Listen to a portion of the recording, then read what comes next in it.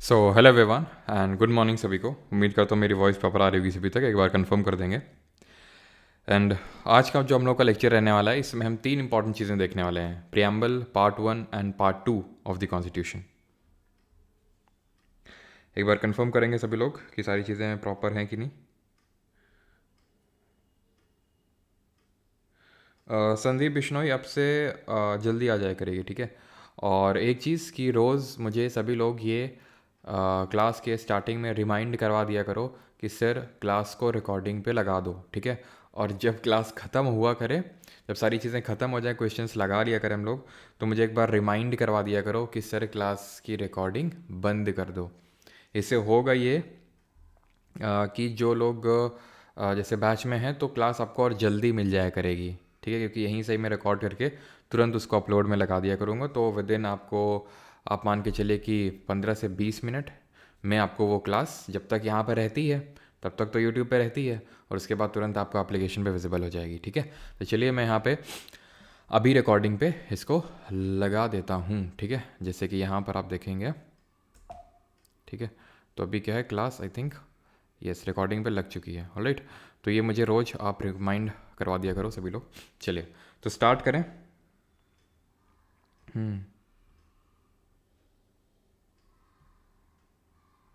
Sir class recording on कर दो। अबे आज नहीं, रोज़ बाकी दिन दिला दिया करो। अभी तो मुझे याद है, इतना भी कोई गजनी नहीं हो कि तुरंत 1 मिनट में भूल जाऊँगा। ठीक है, रोज़ याद दिला दिया करो, है ना। और क्लास जब ख़त्म हुआ करे तो बंद करने के लिए। तो खैर स्टार्ट करते हैं। मेनली तो स्टार्टिंग में ज़्यादा ज़रूरी है। तो प्रियम्बल स्टार्ट करते हैं। प्रियम्बल होता क्या है, व्हाट इज़ प्रियम्बल? तो it is a kind of introductory statement. ये एक क्या है, इंट्रोडक्टरी स्टेटमेंट है in a constitution which states the reasons and guiding values of the constitution, है ना। थोड़ी सी टेक्निकल टर्म्स लग रहे होंगे, लेकिन उसको भी आपको याद करना है।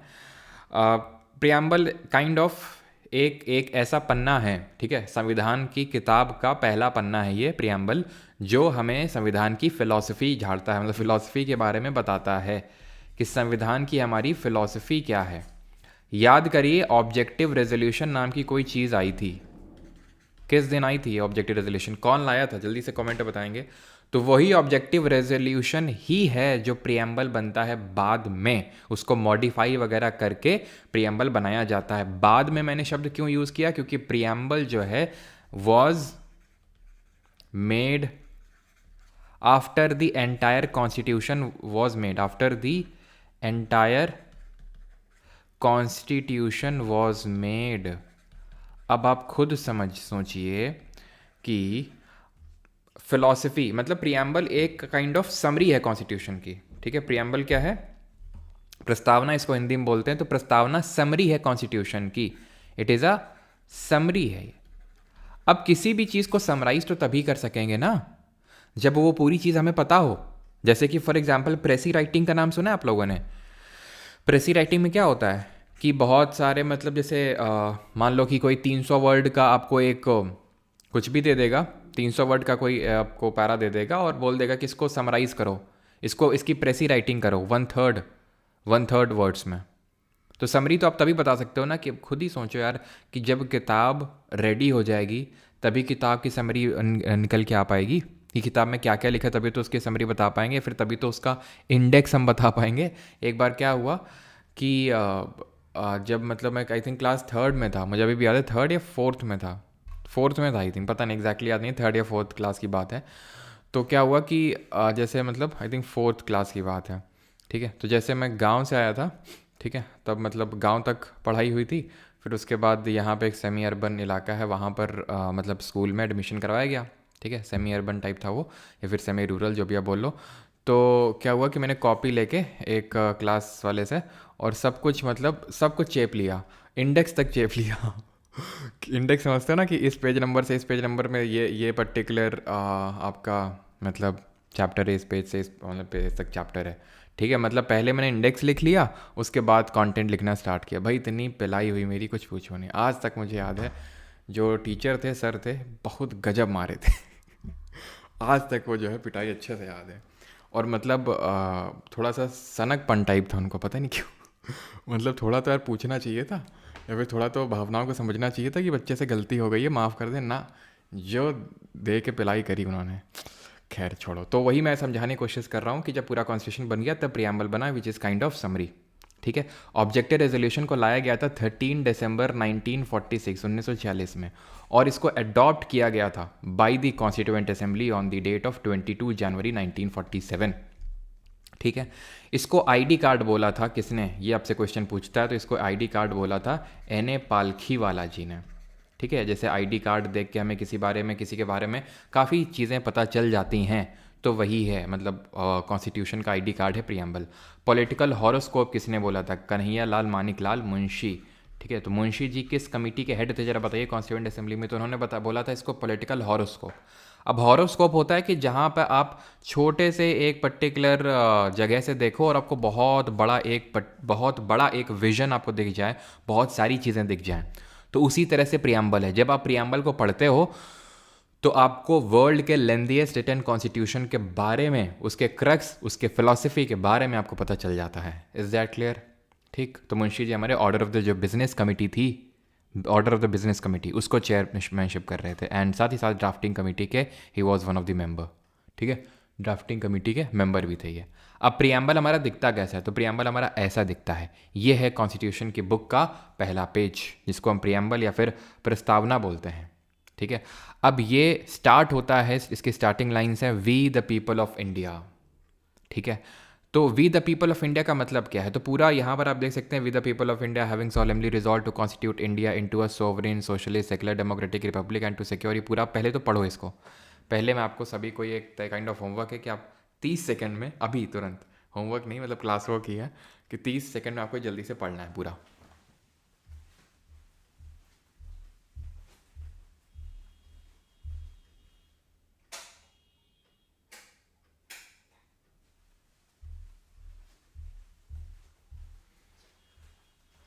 चलिए, आई होप सभी ने पढ़ लिया होगा। तो we the people of India सब आपने पढ़ लिया, तो हम एक एक करके स्टार्टिंग से शुरू करेंगे कि भाई we the people of India का मतलब क्या है। ये जो वर्ड हाईलाइटेड लिखे हुए हैं ना, हाईलाइट हो गए सॉवरेन सोशलिस्ट, ये कीवर्ड्स हैं प्रियम्बल के। ठीक। तो we the people of India का मतलब पहले समझते हैं। इसका मतलब है the constitution has been drawn up and enacted by the people through their representatives and not handed to them by a king और आउटसाइड पावर। यानी कि इसका मतलब we the people of India का मतलब है कॉन्स्टिट्यूशन जो इनैक्ट हुआ है, ठीक है, वो लोगों या फिर उनके रिप्रेजेंटेटिव्स के द्वारा हुआ है। आपको पता है कॉन्स्टिट्यूशन किसने बनाया? कॉन्स्टिट्यूएंट असेंबली ने। उसमें कौन लोग थे? उनको हमने डायरेक्टली इलेक्ट किया था क्या कॉन्स्टिट्यूएंट असेंबली में? नहीं। हमने जो इलेक्ट करके लोग भेजे थे, जो प्रोविंशियल लेजिस्लेटिव असेंबली हुआ करती थी उस समय, तो उन लोगों ने चुन के भेजा था। यानी इनडायरेक्टली हैं तो हमारे रिप्रेजेंटेटिव ना, किसी किंग या क्वीन ने तो लिखा नहीं है। तो यानी कि इस कॉन्स्टिट्यूशन की पावर का जो सोर्स है, ठीक है, source of power of constitution, संविधान का जो स्रोत है इसकी पावर का, शक्ति का, वो भारत के लोग हैं। खत्म। Having solemnly resolved to constitute India into a sovereign, socialist, secular, democratic republic, यानी कि हम भारत के लोग भारत को एक संपूर्ण प्रभुत्व संपन्न समाजवादी पंथनिरपेक्ष लोकतंत्रात्मक गणराज्य बनाने के लिए तथा उसके समस्त नागरिकों को, क्या, ये सब बाद में पढ़ेंगे, पहले ये तो समझ लें सॉवरेन का मतलब क्या है, सोशलिस्ट, सेकुलर, डेमोक्रेटिक, रिपब्लिक, इनके मतलब क्या है पता होना चाहिए, मैं मतलब भी। ठीक है। सबसे पहले सॉवरेन का मतलब क्या होता है? इसका मतलब होता है people have supreme right to make decisions on internal as well as external matters, no external power can dictate the government of India.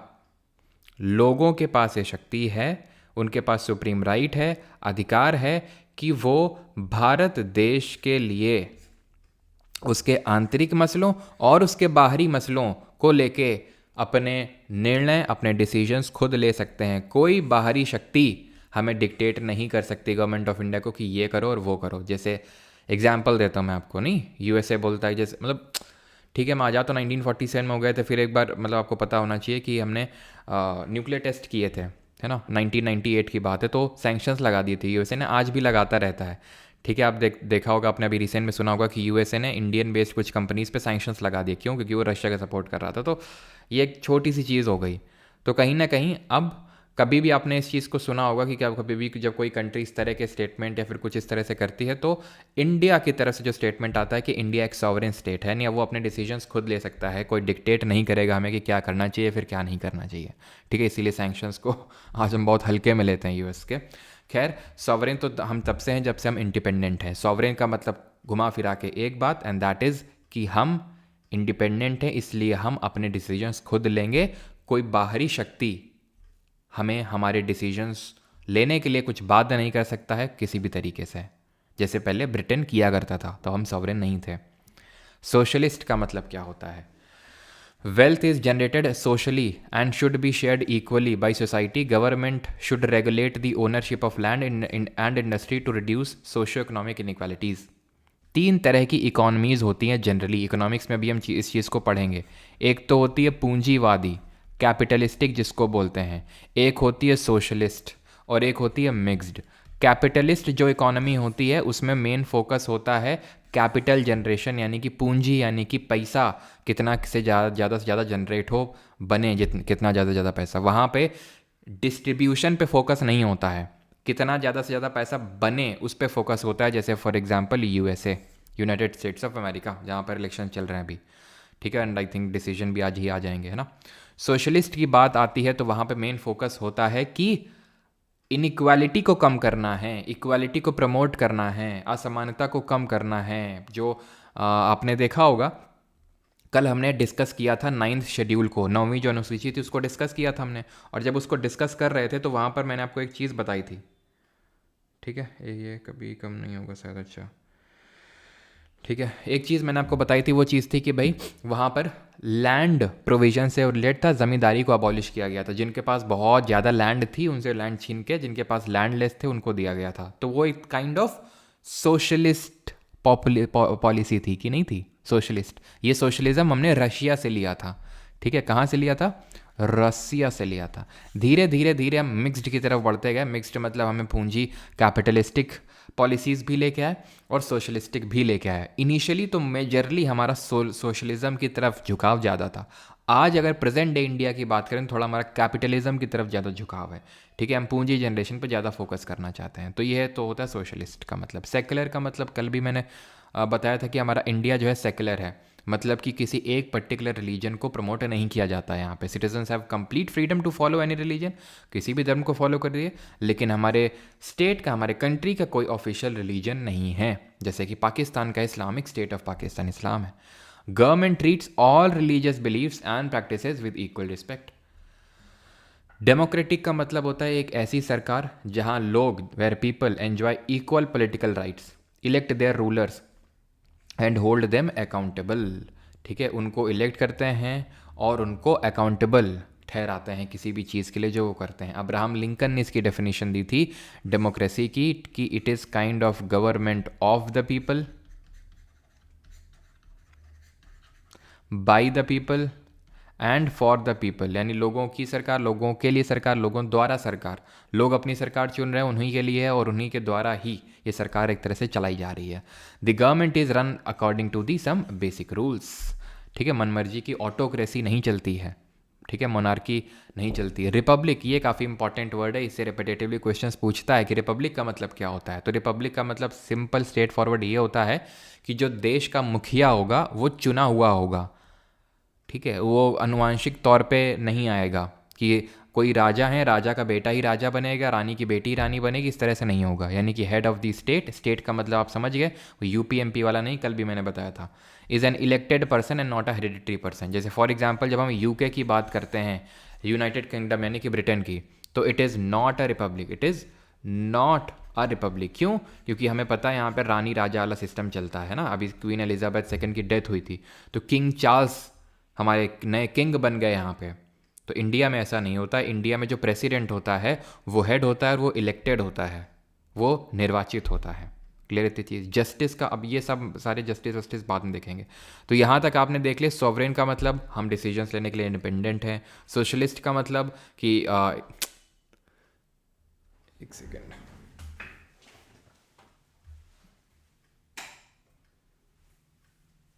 ठीक है, सोशलिस्ट का मतलब समाजवाद की इनइक्वालिटी नहीं होनी चाहिए, इक्वालिटी को प्रमोट किया जाएगा। सेकुलर जिसको पंथ निरपेक्ष बोलते हैं कि भाई स्टेट का कोई पर्टिकुलर रिलीजन नहीं और सभी को इंडिपेंडेंस है कि वो कोई भी रिलीजन को फॉलो कर सकते हैं। डेमोक्रेटिक का मतलब होता है गवर्नमेंट जो है, सरकार जो है लोगों के द्वारा चलाई जा रही है।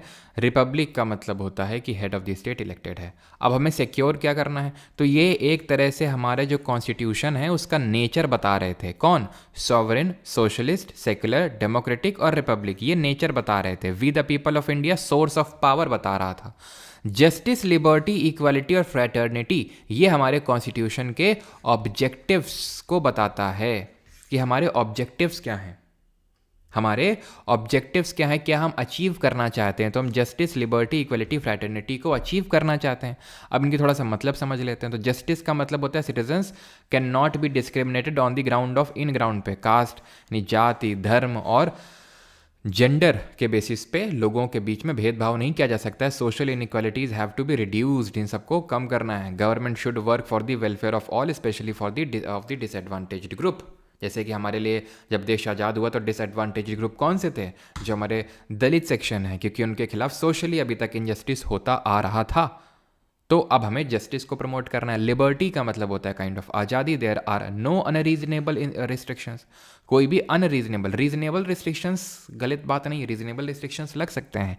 ये जब हम फंडामेंटल राइट चैप्टर पढ़ेंगे, और फंडामेंटल राइट वैसे यार मुझे करवाना तो कल है, लेकिन कल जितना मुझे पता चला है, कल और परसों छठ पूजा को लेके काफ़ी मतलब कुछ ज़्यादा इम्पॉर्टेंट डेज़ हैं। तो इसलिए मैंने ये सोचा है, ठीक है, बाकी आप लोग जैसा बोलेंगे, मैंने ये सोचा है कि कल और परसों ऑफ रखते हैं, क्योंकि यार फंडामेंटल राइट काफ़ी इंपॉर्टेंट चैप्टर है। जैसे मुझे पता चला है कल और परसों इंपॉर्टेंट डेज़ हैं। छठ में रात तक मतलब रहना पड़ता है, फिर सुबह से शुरू हो जाता है वो सब कुछ। तो इसीलिए मैं सोच रहा हूँ कि कल परसों यानी कि आपका थर्सडे फ्राइडे ना करवा के कल परसों निट्टो करवा दूंगा, और सैटरडे संडे को हम क्लास रख लेंगे, क्योंकि Saturday Sunday I think Chhath Puja ख़त्म हो चुकी होगी तब तक, है ना? ऐसा ही रहेगा ना? ठीक है। नो सर, अच्छा हुआ सर, थैंक यू। ओके जी सर, प्लीज़ छुट्टी। नो सर, नो छुट्टी। जी सर, टाइम चेंज कर दो कल के लिए। टाइम तो चेंज नहीं होगा, देखो, ठीक है। 2 दिन बर्बाद, हाँ बर्बाद करवा दूंगा, मुझे कोई दिक्कत नहीं है। लेकिन जो लोग बिहार से हैं, क्योंकि मैंने सुना था कि थर्सडे और फ्राइडे ज़्यादा बिजी हैं, है ना? हाँ, सैटरडे संडे ले लो आदित्य नेगी जी, क्लास है अब तक। वैसे तो मैं कल ही परसों का नहीं रखते सर, हम क्या करेंगे, आप ज्योग्राफी का वन शॉट कराइए तो। हाँ सर, थैंक्स। इवनिंग में नहीं होगा, मैं बता दूं भाई, ठीक है? नहीं रखते सर, हम क्या करेंगे। No sir, yes sir, no sir. चलो देखते हैं, जैसा होता है मैं बता दूंगा, ठीक है? अगर नहीं होगी तो मैं आपको पहले ही बता दूंगा, ठीक है? जैसा होगा तो आप समझ जाना, क्योंकि फंडामेंटल राइट काफ़ी इंपॉर्टेंट चैप्टर है यार, ठीक है? तो इसलिए चलो देखते हैं जैसा भी होता है। तो कोई अनरीजनेबल रिस्ट्रिक्शन नहीं होंगे। तो रीजनेबल रिस्ट्रिक्शन हम फंडामेंटल राइट वाले हम पढ़ेंगे, ठीक है? On the citizens in what they think, how they wish to express their thoughts and the way. भाई तुम्हें लगेगा सर सीधा सीधा बता नहीं सकते, तो ये सब क्यों लिखने की ज़रूरत है? तो बेटा कोई कारण होगा ये लिखे हम, ठीक है? सजाने के लिए, सजावट के लिए नहीं सामान रखा है यहाँ पे हमने। वो डायरेक्टली ये लाइन अगर वो पूछेगा तो वो लाइन यही होंगी, शब्द भी इधर का उधर नहीं होगा, ध्यान रखना, ठीक है? तो इसलिए मैंने लिखा है कि एक बार इनको देख लो, कि सो दैट आ जाए। खासकर CDS CAPF के जो पेपर होते हैं ना, ठीक है, मैं पढ़ा SSC के लिए रहा हूँ, लेकिन आप में से काफ़ी लोग CDS CAPF के लिए भी बैठेंगे, तो वहाँ पे डायरेक्टली, या फिर SSC में भी आ सकते हैं। ऐसा मत समझना क्योंकि कोई ये सर, ये तो क्या सर CDS CAPF में आएगा क्या? भाई हम बता ये रहे हैं कि लिबर्टी का मतलब आपसे पूछ लेगा, लेकिन कई बार होता है CDS वगैरह पेपरों में ये डायरेक्ट लाइन लिख देता है और फिर पूछ लेता है। SSC में भी लिख सकता है, इसलिए मैंने इस लाइन को यहाँ पर इनको इंक्लूड किया इस टेक्स्ट को। वैसे मतलब आप समझ गए कि कोई अनरीजनेबल रिस्ट्रिक्शंस नहीं लगे हैं किसी पे। इक्वालिटी का मतलब होता है कि सारे ही कानून के समक्ष समान है, all are equal before law. That traditional social inequalities have to be ended. The government should ensure equal opportunity for all, सभी के लिए बराबर अपॉर्चुनिटीज़ क्रिएट करे। ये भी हम फंडामेंटल राइट में पढ़ेंगे। फ्रैटर्निटी का मतलब होता है बंधुत्व यानी भाईचारा। हमें ये नहीं बोलना चाहिए कि हम सब एक फैमिली से बिलोंग करते हैं और हमें किसी को एज इन्फीरियर यानी कि नीचे उस भावना से ट्रीट नहीं करना चाहिए। अब यहाँ सवाल जो बनता है मेनली वो ये बनता है कि जस्टिस कितने टाइप का दिया हुआ है यहाँ पे, यानी कि जो न्याय है वो कितने तरह का दिया हुआ है। ठीक है, तो 3 तरह का, सोशल, इकोनॉमिक, पॉलिटिकल, सामाजिक, आर्थिक और राजनीतिक। लिबर्टी यानी कि स्वतंत्रता कितने तरह की दी हुई है, तो 5 तरह की। 5 तरह कौन है? Thought, expression, belief, faith and worship. विचार, अभिव्यक्ति, विश्वास, धर्म और उपासना। इक्वालिटी यानी कि समता, ये 2 तरह की दी हुई है। स्टेटस और अपॉर्चुनिटी की, तो समता 2 तरह की है। फ्रैटर्निटी सिर्फ 1 तरह की है और वो खुद फ्रैटर्निटी है। ठीक है, बंधुत्व जिसको बोलते हैं। तो assuring the dignity and individual and the unity and integrity of the nation. तो हमने पढ़ा सोर्स ऑफ पावर क्या है, हमने पढ़ा नेचर क्या है कॉन्स्टिट्यूशन का, हमने पढ़ा ऑब्जेक्टिव क्या है। अब आखिरी में ये भी लिखा है कि कॉन्स्टिट्यूशन की डेट ऑफ एडॉप्शन क्या है। Date of adoption of constitution, संविधान कब अपनाया गया, तो ये अपनाया गया 26 डे ऑफ नवंबर 1949। सिंपल। तो ये चीज़ें हैं प्रियम्बल की। अब और क्या पूछता है, क्वेश्चन पूछता है कि प्रियम्बल जो है वो संविधान का हिस्सा है या नहीं है। ये एक बात उठी बहुत पहले, इज इट अमेंडेबल, क्या उसमें संशोधन किया जा सकता है। तो एक केस हुआ सबसे पहले, बेरूबारी यूनियन केस। कौन सा केस हुआ? बेरूबारी यूनियन केस हुआ 1960 में, 1960 में। इसमें यह बात बोली गई कि no, preamble is not a part. इसमें आंसर आया no, preamble is not a part of the constitution और उसको अमेंडमेंट नहीं किया जा सकता, उसमें चेंजेस नहीं किए जा सकते हैं। फिर ये बात को रिव्यू किया गया अगेन एक दूसरे केस में जिसको हम बोलते हैं केशव नंदा भारती केस। ये सबसे फेमस केस है अब तक का पूरे पॉलिटी में, सबसे फेमस केस यही है आपका केशव नंदा भारती केस। बहुत फेमस केस है ये, 1973 का, 1973 का। उसमें सुप्रीम कोर्ट ने बोला yes it is a part, वो पार्ट है, हिस्सा है, और उसमें संशोधन यानी कि अमेंडमेंट किया जा सकता है। और सेम इसी बात को LIC एक केस हुआ था, LIC case versus union of India, उसमें भी इस बात को रीअफर्म किया सुप्रीम कोर्ट ने कि हाँ ये बात सही है। तो सर हमें क्या याद करना है पार्ट या नहीं है? भाई जो लेटेस्ट केस होता है उस मैटर से संबंधित, उसमें जो गाइडलाइंस आई हैं, जो रूलिंग्स आई हैं, जो ऑर्डर या डिक्री पास हुआ है, वो हमें मानना होता है। और लेटेस्ट क्या है कि yes preamble is a part of the constitution and yes it can be amended. और इसीलिए इसमें एक अमेंडमेंट किया गया, वो अमेंडमेंट था 42nd अमेंडमेंट, 42वां संविधान संशोधन, जिससे कि 3 प्यारे शब्द जोड़े गए। नहीं बेटा वो नहीं जो तुम बोलने की ख्वाहिश रखते हो, वो जो तुम्हें SSC बुलवाने की ख्वाहिश रखता है, वो 3 शब्द हैं, सोशलिस्ट, सेक्युलर, इंटेग्रिटी। ठीक है, इंटेग्रिटी। इसको कैसे याद रख सकते हैं कि या तो सिस से याद कर लो, तुम लोग ब्रो सिस करते रहते हैं ना, ब्रो सिस, तो सोशलिस्ट, इंटेग्रिटी और सेक्युलर। या फिर ISS है ना जो एक टेररिस्ट ग्रुप है, तो उससे याद कर सकते हो इंटेग्रिटी, सेक्युलर और सोशलिस्ट, कैसे भी याद कर लो। अब जब सवाल पूछेगा ना कि इससे 42nd अमेंडमेंट से किसको ऐड किया गया, नहीं किया गया, या फिर नहीं किया गया, तो ऑप्शन में वो सॉवरेन को रखेगा, क्योंकि तुम सिस और ISS से याद करके गए हो और सॉवरेन भी S से स्टार्ट होता है, तो वहाँ गलत मार दोगे। जैसे कि कल मैंने पढ़ाया था कि 6 शेड्यूल जो होता है कॉन्स्टिट्यूशन का, तो उसमें 4 राज्य हैं, ट्राइबल एरियाज़ के एडमिनिस्ट्रेशन से वो संबंधित है वो 6 शेड्यूल। कौन से 4 राज्य हैं? तो उसको हम याद करते हैं ATM मनी से। तो यहाँ 2M है, लेकिन इन 2M में मणिपुर नहीं है, लेकिन वो क्या रखेगा ऑप्शन में? मणिपुर रखेगा। वैसे यहाँ पे भी है। ठीक है, तो यहाँ पर आप देख सकते हैं पहले क्या हुआ करता था, यूनिटी सिर्फ हुआ करता था, सिर्फ यूनिटी। देन इसको क्या कर दिया गया, यूनिटी एंड इंटेग्रिटी। पहले हुआ करता था सॉवरेन डेमोक्रेटिक रिपब्लिक, अब क्या कर दिया गया, sovereign socialist secular democratic Republic, यानी सोशलिस्ट और सेक्युलर को जोड़ा गया और यहाँ इंटेग्रिटी को जोड़ा गया। तो इन 3 शब्दों को यहाँ पर जोड़ा गया। और एक चीज़ हमें ध्यान रखनी है, एनफोर्सिएबिलिटी ऑफ द प्रियम्बल को लेके। मतलब एनफोर्सिएबिलिटी का मतलब क्या होता है? इसका मतलब ये होता है कि क्या हम कोर्ट में जा सकते हैं इस बात को लेके कि अगर कोई प्रियम्बल में लिखी हुई चीज़ों को फॉलो नहीं कर रहा है तो उसके खिलाफ केस चलाया जाए। उत्तर है, मतलब ये एनफोर्सिबिलिटी का मतलब होता है। तो क्या ये प्रियम्बल में है एनफोर्सिएबिलिटी? उत्तर है नहीं। Preamble is not enforceable in a court of law. Court of law का मतलब है जो हमारा सुप्रीम कोर्ट, हाई कोर्ट, ये सब हैं, यहाँ पर ये एनफोर्सिएबल नहीं है। आप वहाँ पर जाएंगे कि प्रियम्बल में चीज़ लिखी हुई गवर्नमेंट तो कर ही नहीं रही है, फिर ये नहीं, या फिर कोई पर्टिकुलर कोई गवर्नमेंट अथॉरिटी फॉलो नहीं कर रही है तो इसके खिलाफ केस चला जाए। They are not enforceable. And ये ना तो सोर्स है पावर का, ना रिस्ट्रिक्शन है पावर का। किस पे? लेजिस्लेचर पे। ऐसा नहीं है कि ये कोई लेजिस्लेचर को कोई चीज़ लेजिस्लेट करने का पावर दे देती हैं या फिर उनके पावर पे कुछ रिस्ट्रिक्शंस लगाती हैं, नहीं। बट ये क्या है, ये एक्ट करते हैं aid to the legal interpretation of the constitution. जब हमारे कोर्ट को कोई चीज़ समझ नहीं आती है, एम्बिगुअस नेचर की हो जाती है कोई चीज़, तो उस केस में हमारे जो कोर्ट हैं वो इसका हेल्प लेते हैं, सहारा लेते हैं संविधान को इंटरप्रेट। कोई संविधान में चीज़ लिखी हुई है, नहीं समझ में आ रही है सुप्रीम कोर्ट और हाई कोर्ट वालों की, कैसे इसको इंटरप्रेट किया जाए, 2 मतलब 3 मतलब 4 मतलब निकल रहे हैं उसके, तो एम्बिगुअस नेचर का है, तो उस केस में प्रियम्बल को पढ़ के उसका मतलब निकाला जाएगा। क्या समझे? खत्म हो गया। अब आते हैं पार्ट 1 ऑफ कॉन्स्टिट्यूशन में। किसी को कोई प्रॉब्लम पार्ट इसमें प्रियम्बल में? किसी को कोई प्रियम्बल में दिक्कत? आप चाहें तो आप आंख बंद कर लें अभी और मैं आपको तुरंत खटाक से रिवाइज करवा दूं, और जिसको डाउट हो तो टाइप कर दो, ठीक है? आंख बंद करके जल्दी से। तो प्रियम्बल है समरी ऑफ कॉन्स्टिट्यूशन। उसको आईडी कार्ड बोला पालखी वाला जी ने, पॉलिटिकल हॉरोस्कोप बोला के.एम. मुंशी जी ने। देन अगर हम प्रियम्बल की बात करें तो इसको हमने यूएसए के कॉन्स्टिट्यूशन से लिए। क्या ये बात मैंने आपको लिखवाई या नहीं लिखवाई? ये बात क्या हमने लिखवाई? नहीं लिखवाई, तो इसको नोट करेंगे, काफ़ी इंपॉर्टेंट है। USA was the first country to come up with the preamble, ठीक है?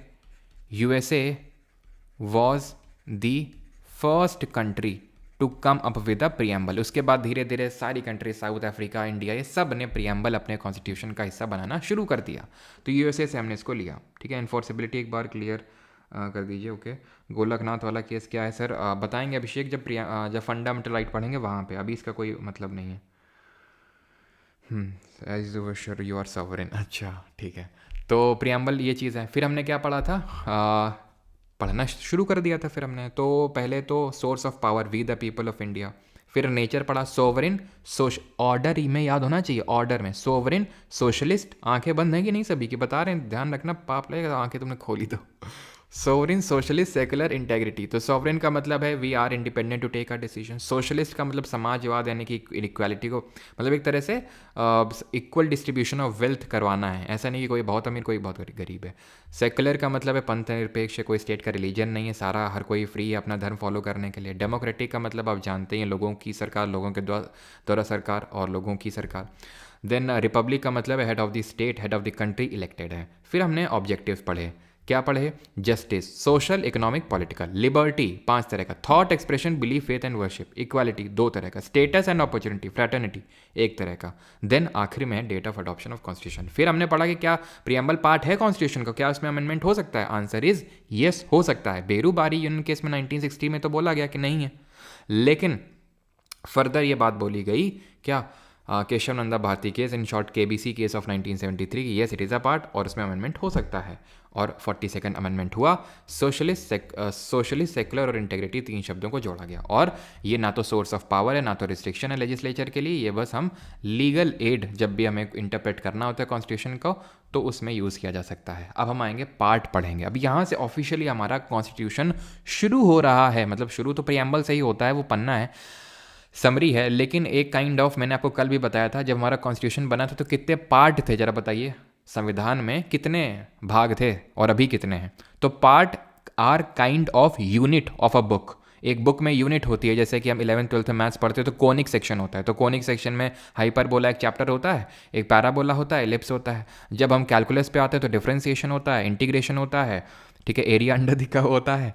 तो ये सारे हमारे होते हैं कैलकुलस में। तो ये क्या है? तो calculus is kind of part, conic section is kind of part. उसके अंदर जो चैप्टर्स हैं वो काइंड ऑफ आर्टिकल होते हैं कॉन्स्टिट्यूशन के। ये मैं आपको एनालॉजी ड्रॉ कर रहा हूँ, ठीक है, कि पार्ट काइंड ऑफ बड़ा टर्म है, उसके अंदर बहुत सारे हमें आर्टिकल्स देखने को मिलते हैं। तो पार्ट 1 ऑफ द कॉन्स्टिट्यूशन जो है, तो हमारा जब संविधान बना था तो उसमें 22 पार्ट थे। कल ही मैंने पढ़ा था ना, कल ही पढ़ा था हम लोगों ने, 22 पार्ट थे। और अभी कितने हैं? 25। कौन सा जोड़ा गया था, कौन सा हटाया गया था, कल मैंने आपको बताया था। पार्ट 1 ऑफ द कॉन्स्टिट्यूशन, इसमें क्या है, जैसे नहीं बोलते हैं कोनिक सेक्शन है, तो कोनिक सेक्शन में फिर हम पढ़ते हैं पैरा ये सब। तो वैसे पार्ट 1 में क्या है? तो पार्ट 1 में है यूनियन एंड इट्स टेरिटरी, संघ व उसके राज्य क्षेत्र, ठीक। और पार्ट 1 डील करता है आपका आर्टिकल नंबर 1 से अनुच्छेद नंबर 1 से लेकर 4 तक, यानी इसमें हमें अनुच्छेद 1, 2, 3, 4 पढ़ने हैं। और ये यूनियन और टेरिटरी से डील करता है। पहले अनुच्छेद पे आते हैं, आर्टिकल 1। इसमें दिया हुआ है नेम और टेरिटरी ऑफ द यूनियन, नाम दिया हुआ है, और टेरिटरी यानी कि कितना कहाँ तक है हमारा यूनियन वो दिया हुआ है। तो ये क्लॉज है आर्टिकल 1 का, एक्चुअली आर्टिकल 1 के जब हम इसमें भी अंदर घुसते हैं, जब आर्टिकल में भी अंदर घुसते हैं ना, तो ऐसे जैसे आर्टिकल 1 तो इसमें क्लॉज लगा देते हैं, article clause 1, article 1 clause 1, article 1 clause 2, article 1 clause 3, ये सब कहलाया जाता है इसको, ठीक है। तो ये क्लॉज बोला जाता है। अगर इसके भी अंदर घुसते हैं तो उसको सब क्लॉज बोला जाता है, ठीक। तो India that is Bharat shall be a union of state, मतलब संविधान सभा में जब भारत के नाम की चर्चा हो रही थी, क्या नाम इंक्लूड किया जाए, तो कुछ लोग बोल रहे थे हमारा एशियन नेम भारत, तो कुछ लोग हमारा मॉडर्न नेम इंडिया, तो दोनों इंक्लूड कर लिए गए, ठीक है। अभी बात चल रही थी कि इंडिया को हटाया जाए, भारत को किया जाए, फिर भारत पहले होना चाहिए, इंडिया बाद में होना चाहिए, ये सारी अभी बातें चल रही थी, ठीक, कुछ टाइम पहले। Shall be a union of state, इसका मतलब क्या, shall be a union of state. तो एक्चुअल में इससे हमें दो चीज़ें पता चलती हैं आर्टिकल 1 के जो पहला क्लॉज है उससे, एक तो नाम और दूसरा टाइप ऑफ पॉलिटी के बारे में पता चलता है। टाइप ऑफ पॉलिटी का मतलब ये है कि जब अम्बेडकर जी से पूछा गया यूनियन ऑफ स्टेट, इसका मतलब क्या है, क्योंकि वही मेन हमारे आर्किटेक्ट थे कॉन्स्टिट्यूशन के, तो उन्होंने बताया यूनियन ऑफ स्टेट का मतलब ये है, ये इसलिए लिखा गया है सो दैट कि ये बात से डिस्टिंग्विश किया जा सके, अलग किया जा सके कि हम अमेरिका की तरह एक फेडरेशन ऑफ स्टेट नहीं है। तो किसी ने खड़े होकर पूछा फेडरेशन ऑफ स्टेट नहीं है मतलब, तो फेडरेशन ऑफ स्टेट क्या होता है, तो फेडरेशन ऑफ स्टेट में क्या होता है कि जो भी फेडरेटिंग यूनिट होती हैं, ध्यान से समझना, जो भी फेडरेटिंग यूनिट होती हैं काइंड ऑफ उनका एक एग्रीमेंट हुआ होता है और वो मिलके एक यूनियन को बनाती हैं। यूनियन ऑफ स्टेट में ऐसा कोई एग्रीमेंट नहीं होता है। जैसे ये हमारा यूएसए है, तो यूएसए में जो 25 मान लेते हैं राज्य हैं, तो ये जब चाहें यूएसए से अलग हो सकते हैं, मतलब एक काइंड ऑफ पावर है, ये एक फेडरेटिंग यूनिट है। हमारे यहाँ भी फेडरेटिंग यूनिट है, यूपी, एमपी, बिहार, महाराष्ट्र, केरल, तमिलनाडु, कर्नाटक, मध्य प्रदेश, ये सब फेडरेटिंग यूनिट है। लेकिन इनके बीच में देर इज़ नो एग्रीमेंट, कोई एग्रीमेंट नहीं है इनके बीच में, ठीक है। No agreement between the federating units, यानी कि एक तरह से फेडरेटिंग यूनिट मतलब जो हमारे राज्य हैं, and they do not have right to secede from the union, यानी उनके पास ये शक्ति नहीं है कि वो यूनियन से निकल जाएं। In a nutshell, India is a Indian union, या फिर India is a indestructible, India is a indestructible union with destructible states। समझ में आया? हमारा यूनियन नहीं टूट सकता है, हमारा संघ, हमारा देश नहीं टूट सकता है, राज्य टूट सकते हैं। कैसे टूटेंगे वो हम देखेंगे, टूटते भी हैं, जैसे कि हमें पता है उत्तराखंड कैसे बना, यूपी को तोड़ के, झारखंड कैसे बना, बिहार को तोड़ के, छत्तीसगढ़ कैसे बना, एमपी को तोड़ के। तो स्टेट डिस्ट्रक्टिबल है लेकिन यूनियन डिस्ट्रक्टिबल नहीं है। लेकिन अगर वहीं यूएस की बात करें, US is an indestructible union, in short लिख रहा हूं मैं, विद इनडिस्ट्रक्टिबल स्टेट भी इनडिस्ट्रक्टिबल्स हैं, ठीक। क्लियर इतनी चीज क्या मतलब है? The state and the territories thereof shall be as specified in the first schedule, ठीक है। पेन की मेरी निब काफ़ी छोटी हो गई है तो चेंज करना पड़ेगा। The state and the territories thereof shall be specified as in the first schedule.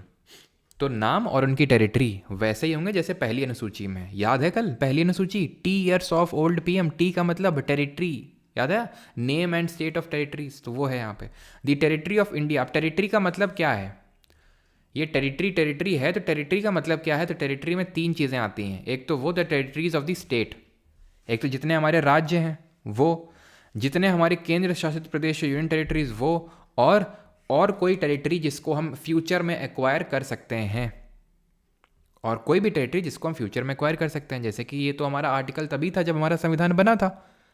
Sikkim, अब ये देखेंगे, सिक्किम भारत का हिस्सा नहीं था जब हम आज़ाद हुए थे, तो उसमें वो कैसे बना भारत का हिस्सा? वो भारत का हिस्सा ऐसे ही बना, कैसे?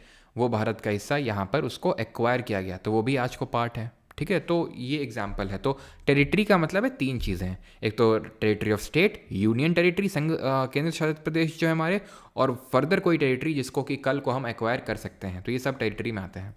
अब आते हैं दूसरे अनुच्छेद पे, ये बात करता है एडमिशन और establishment of new state. Parliament may by law admit into the union or establish new state on such terms as and conditions as it thinks fit. Sikkim to be associated with the union represented by the Constitution 36th Amendment Act 1975. Article 3. Formation of new states and alteration of areas, boundaries और names of existing state. समझ में नहीं आ रहा होगा आपको क्या लिखा है, admission of establishment new state, boundaries और नेम्स ऑफ एग्जिस्टिंग स्टेट, क्या है यहाँ पे? तो देखिए आर्टिकल 2 और 3 सिमिलर लगते हैं. अब टाइम तो मैं आपको दे सकता हूँ कि भाई पढ़ो, ठीक है, अपने आप आपके दिमाग में डाउट क्रिएट होगा कि डिफरेंस क्या है अगर आप पहली बार पढ़ रहे हैं तो, कि अनुच्छेद 2 और 3 में क्या अंतर होता है. तो पहले ही मैं आपको अंतर बता देता हूँ, इससे पहले कन्फ्यूजन क्रिएट हो. अंतर ये होता है कि अनुच्छेद 2 का मतलब ये होता है, इसमें ये लिखा है कि अगर भारत सरकार को कोई एक ऐसी टेरिटरी को एक्वायर करना है जो भारत का हिस्सा नहीं है, या फिर किसी यूटी को स्टेट बनाना है, तो अनुच्छेद 2 का इस्तेमाल करना होगा. जैसे लद्दाख की मांग उठती रहती है, दिल्ली की मांग उठती रहती है कि हमें स्टेट का दर्जा दो, स्टेट का दर्जा दो, स्टेटहुड दो, तो आर्टिकल 2 का यूज़ किया जाएगा, तब मिलेगा. यानी कि अगर देना है तो किस आर्टिकल का यूज़ करना पड़ेगा? आर्टिकल 2 का.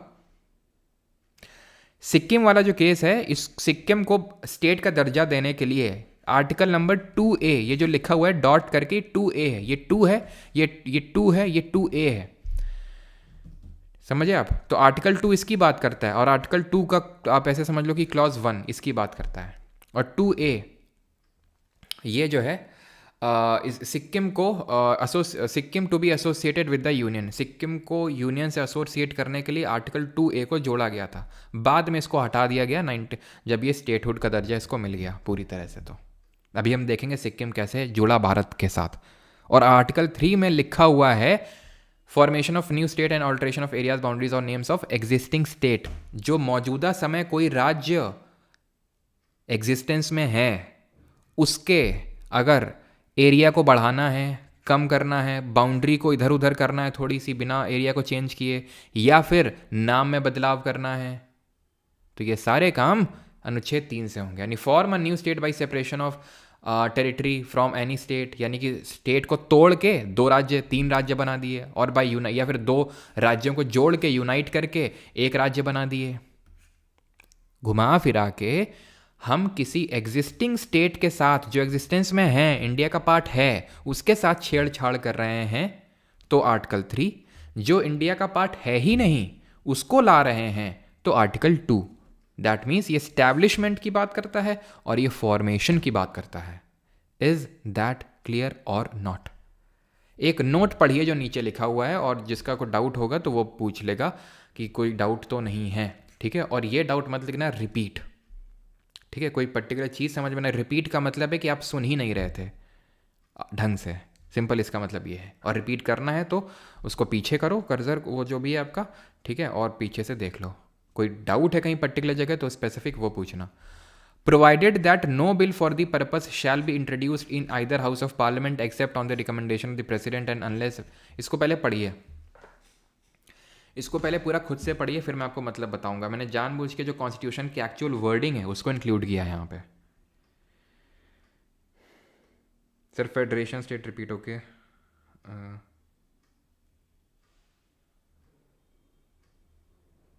सर इंग्लैंड से आए हैं क्या? थोड़ा हिंदी भी लिख कर लाया कीजिए, इतना इंग्लिश लिख देते हैं कुछ समझ नहीं आता. बताते तो हिंदी में ही ना. इंग्लैंड वाले हिंदी कब से बोलने लगे हैं? हम क्या ऐसे बोल रहे हैं क्या कि तुम साला स्टूडेंट लोग हमको 2 गुना लगान देगा. ठीक है. आर के वर्जन जी बनने लगेंगे, ठीक है.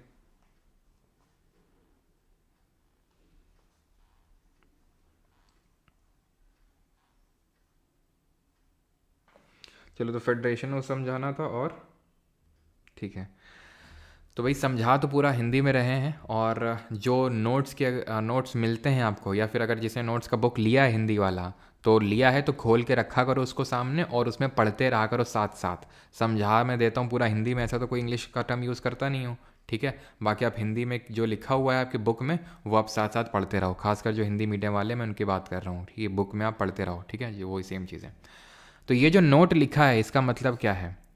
ठीक है, पहले फिर मैं फेडरेशन का मतलब बता दूंगा जो डाउट था। इसका मतलब ये है कि इस तरह का कोई भी बिल, इस तरह का, पहले छोड़ो इसको, नोट को छोड़ो, पहले आर्टिकल 4 समझ लो। लेकिन उससे पहले किसी ने फेडरेशन पूछा था। फेडरेशन का मतलब होता है, फेडरेशन ऑफ स्टेट का मतलब होता है, अगर federation of state word add होता हमारे कॉन्स्टिट्यूशन में तो इसका मतलब ये होता कि हम राज्यों को नहीं तोड़ सकते हैं, और राज्यों के पास ये शक्ति है कि वो हमारी यूनियन से सेसीड कर सकते हैं, जा सकते हैं।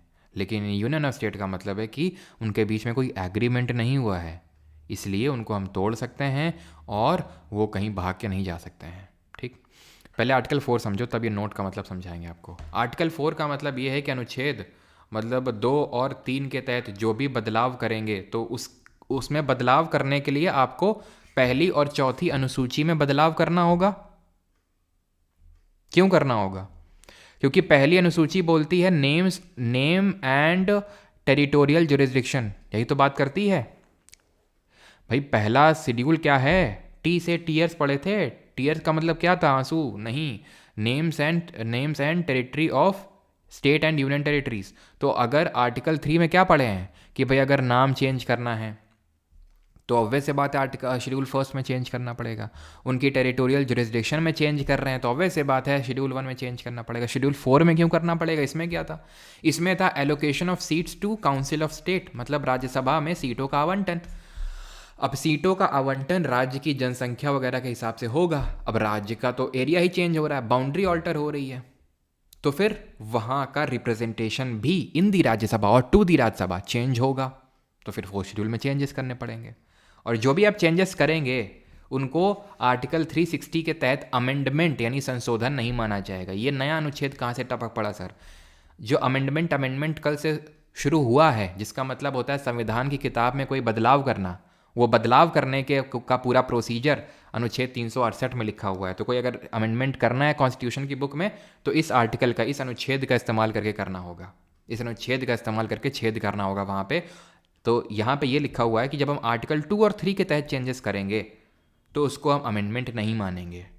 अब क्यों नहीं मानेंगे वो तो जब मैं अमेंडमेंट पढ़ाऊंगा ना तब डिटेल में पढ़ाऊंगा। अगर समझ में आती है बात तो समझ लो, क्योंकि जो यहाँ पर हमें सिर्फ साधारण बहुमत चाहिए होता है, सिंपल मेजॉरिटी चाहिए होती है, और जो भी काम संविधान में, जो भी बदलाव संविधान में हम साधारण बहुमत सिंपल मेजॉरिटी से कर सकते हैं उसको संविधान में संशोधन नहीं माना जाता है।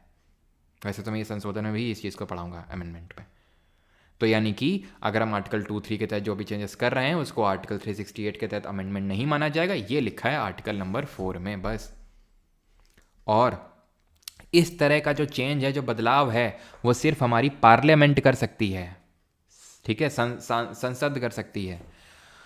कोई मान लो यूपी है, स्टेट है, अब यूपी से तोड़ के हमने बनाया उत्तराखंड, तो ऐसा नहीं कि यूपी की लेजिस्लेटिव असेंबली विधानसभा में कोई बिल आया होगा कि भाई चलो उत्तराखंड भी अलग से बना देते हैं। वो क्यों बनाएंगे? वो क्यों तोड़ेंगे अपने स्टेट को? तो पार्लियामेंट ये सारे काम करता है 2 और 3। और ये नोट जो लिखा है ना, इसका मतलब ये है कि जब भी इस तरह का कोई बिल लाएगा पार्लियामेंट तो उसको प्रेसिडेंट की प्रायर रिकमेंडेशन से लाना पड़ेगा, उसको बताना पड़ेगा। क्यों बताना पड़ेगा? क्योंकि प्रेसिडेंट का ये काम है कि उस तरह के बिल को वो उस राज्य में भेजेगा, उस राज्य की विधानसभा में भेजेगा जिस राज्य से उस बिल का लेना देना है। अगर किसी राज्य का नाम चेंज कर रहे हैं तो यार उसकी भी रिकमेंडेशन तो ले लो कि वो उसका क्या कहना है। अगर उसकी बाउंड्री को अल्टर कर रहे हैं तो उसका भी तो रिकमेंडेशन ले लो। तो इसलिए पार्लियामेंट को ये बिल प्रेसिडेंट की रिकमेंडेशन से लाना पड़ता है, और प्रेसिडेंट इसको रखता है स्टेट के उस स्टेट के पास, जिसको कि एक स्टिपुलेटेड टाइम ऑफ पीरियड में आंसर देना होता है। पहले ये टाइम पीरियड स्पेसिफाइड नहीं था कितने टाइम पीरियड में आंसर देना है, लेकिन ध्यान रखना 5th कॉन्स्टिट्यूशनल अमेंडमेंट किया गया, 5वां संवैधानिक संशोधन किया गया 1955 में। किसमें? आर्टिकल नंबर 3 में, जिसमें कि इस टाइम पीरियड को स्पेसिफाई किया गया कि भाई with in a stipulated time period legislature को, स्टेट वाले के लेजिस्लेचर को ये बात बतानी, अपने सुझाव रखने होंगे। ऐसा नहीं कि पढ़ा हुआ है बिल है। समझ में आया ये आर्टिकल 4 और ये जो नोट मैंने आपको समझाया?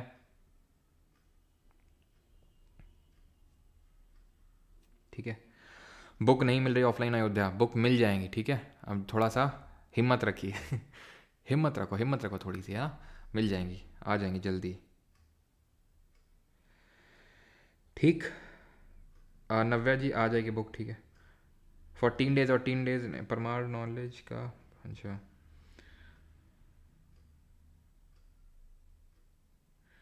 क्या जोया जोया लगा रखा है भाई, पढ़ लो। हैं यहाँ पे कोई पूछा, कोई डाउट है और अलग ही कमेंट सेक्शन में चल रहा है। स्टेट रिऑर्गेनाइजेशन कमीशन आ रहे हैं अभी। फोर्थ फिर से बता दो, फिर से ना, तो फिर से पीछे कर लो, पीछे फिर से रिपीट नहीं कर पाएंगे पूरा। घुमा फिरा के नेटशेल में ये है, फोर्थ का मतलब कि आर्टिकल 2 और 3 के तहत जो भी बदलाव करेंगे, यानी कि अगर किसी पर्टिकुलर टेरिटरी को भारत का हिस्सा बना रहे हैं या फिर किसी राज्य का नाम बदल रहे हैं, उसकी बाउंड्री इधर उधर कर रहे हैं, छोटी बड़ी चेंज कर रहे हैं, तो उसके लिए संविधान में संशोधन करने की आवश्यकता नहीं है। ये चौथा अनुच्छेद बता रहा है हमें, ठीक।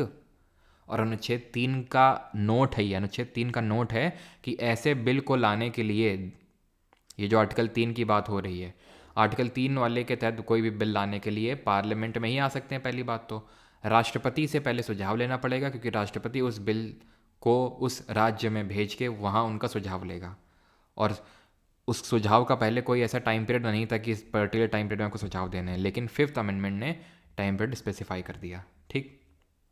अब आते हैं integration and formation of states on linguistic basis, भाषा के आधार पे, ठीक है। तो भाषा के आधार पे किस तरह से सर, वो भी चलो मैं एक बार क्लियर कर देता हूँ, ध्यान रखना, ठीक है। एक बार अभी बात उठी, ठीक है, बात उठी कि मान लो कि हमें अगर कोई फॉरेन टेरिटरी इंडिया में कैप्चर करना, लेना है, तो उसको तो अमेंडमेंट डील नहीं करते हैं। लेकिन अगर हमें हमारा पार्लियामेंट, हमारी सरकार भारत का कोई हिस्सा किसी दूसरे देश को दिए दे रहा है, तो क्या उसको अमेंडमेंट डील करेंगे 368 के तहत? तो आंसर इज यस। ये बात उठी थी तो सुप्रीम कोर्ट का कहना था यस, यानी कि हमने पढ़ा कि चौथा आर्टिकल ये बोलता है कि अमेंडमेंट की ज़रूरत नहीं है, 2 और 3 के तहत आप चेंज कर रहे हैं। लेकिन अगर Indian territory is to be ceded, यानी ये अगर देनी है किसी देश को, देन अमेंडमेंट इज नीडेड, संविधान में संशोधन करना होगा आर्टिकल 368 के तहत, क्योंकि अनुच्छेद 2 में देने की बात नहीं लिखी हुई है संविधान में, उसमें सिर्फ लेने की बात लिखी हुई है।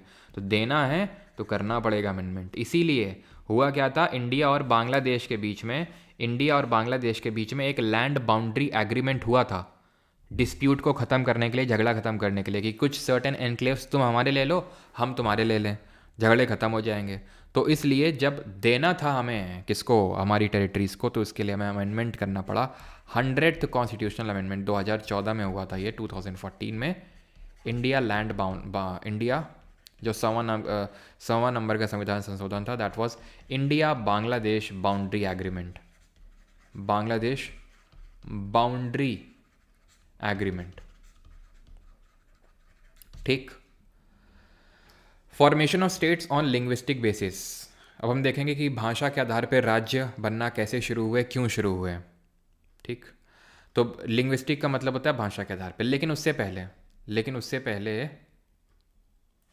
उससे पहले कि किस तरह से हमारे स्टेट फॉर्म होना स्टार्ट होते हैं वो पहले हम समझते हैं। तो एक्चुअल में हुआ क्या था, जब इंडिया आज़ाद हुआ था, यानी 1947 की बात है, 1947, तो टोटल 562 मतलब प्रिंसली स्टेट थे जिनको कि जोड़ा गया था, प्रिंसली स्टेट्स थे जिनको कि भारत में जोड़ा गया था। प्रिंसली स्टेट देसी रियासतें, समझाया था मैंने, वो पर्टिकुलर जगहें थीं, स्टेट्स थे जहाँ पे ब्रिटिशर्स का डायरेक्ट रूल नहीं था, इनडायरेक्ट रूल था, वहाँ के राजे रजवाड़े रूल ही वहाँ पे रूल कर रहे थे, ठीक है, वहाँ के राजे रजवाड़े ही वहाँ पे रूल कर रहे थे, लेकिन ब्रिटिशर्स को टैक्स देते थे। तो ऐसे 562 प्रिंसली स्टेट को, देसी रियासतों को मिलाया गया। 3 को चुल मच रही थी उस समय, वो कौन 3 थे, एक तो अपना हैदराबाद था, जूनागढ़ था, जम्मू कश्मीर था, ठीक है। तो जम्मू कश्मीर था एक, देन जूनागढ़ था, और एक आपका हैदराबाद था। तो ये नहीं जोड़ रहे थे, जम्मू कश्मीर नहीं जोड़ रहे थे, जम्मू कश्मीर बोल रहे थे इंडिपेंडेंट, सब लोग बोल रहे थे इंडिपेंडेंट रहेंगे, क्योंकि उनको मज़ा आ रहा था इंडिपेंडेंट रहने में। तो जब पाकिस्तान ने अटैक कर दिया इंडिपेंडेंस के बाद जम्मू कश्मीर में, तो यहाँ के जो महाराजा थे, महाराजा हरी सिंह, उन्होंने तो इंडिया के साथ तुरंत ही इंस्ट्रूमेंट ऑफ एक्सेशन साइन कर लिया कि भैया हमें तो इंडिया के साथ रहना है, ठीक है, क्योंकि समझ गया कि भैया कोई ना कोई तो अटैक करेगा ही। पाकिस्तान ने कर दिया पहले ही, तो इंडिया के साथ कर लिया उन्होंने, ठीक है, आ गए इंडिया में। जूनागढ़ वाले जो है, जो यहाँ के राजा थे, बोल रहे थे हम पाकिस्तान में जाएंगे। लोग बोल रहे थे पगलैट हो क्या, वहाँ क्या जाकर करेंगे, इंडिया में रहेंगे। तो यहाँ करवाया गया क्या, रेफरेंडम करवाया गया, जनमत करवाया गया, और लोगों ने बोला क्या, लोगों ने वही 95% ज़्यादा से ज़्यादा लोगों ने बोला कि हमें इंडिया में रहना है, तो इंडिया में हो गया शामिल। हैदराबाद के जो ये नवाब साहब थे, तो इनको भी चिल मच रही थी, क्योंकि ये सबसे बड़ा प्रिंसली स्टेट था हैदराबाद। तो इनको जो है पुलिस एक्सेशन, पटेल साहब गए और पुलिस लेके गए, और जो इनकी रिलाई करी, ठीक है, उसके बाद जो है ये इंडिया का पार्ट बन गया पुलिस एक्सेशन के थ्रू। यहाँ पर ऑपरेशन चलाया गया था, उस ऑपरेशन के बारे में आपको पता होना चाहिए, जिसको हम ऑपरेशन पोलो बोलते हैं, ठीक है। सितंबर 1948 में हुआ था ये, सितंबर 1948 में, 17 सितंबर डेट भी है, जिस दिन हम अभी recently ministry of home affairs ने डिक्लेयर किया था, हमारे अमित शाह जी ने, कि क्या सेलिब्रेट किया जाएगा 17 सितंबर को। तो इन्होंने भी ज्वाइन कर लिया बाद में।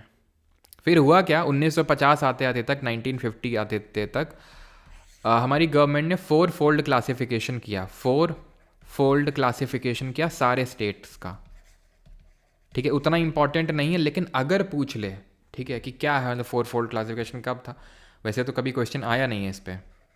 तो part A state, part B state, part C state, ऐसे पार्ट में डिवाइड कर दिया था, ठीक है। पार्ट डी, जैसे हमारा जो अंडमान निकोबार था वो पार्ट डी में आता था। तो ऐसा 4 फोल्ड टाइप क्लासिफिकेशन जो है, एक सेकंड रुकना, ठीक है।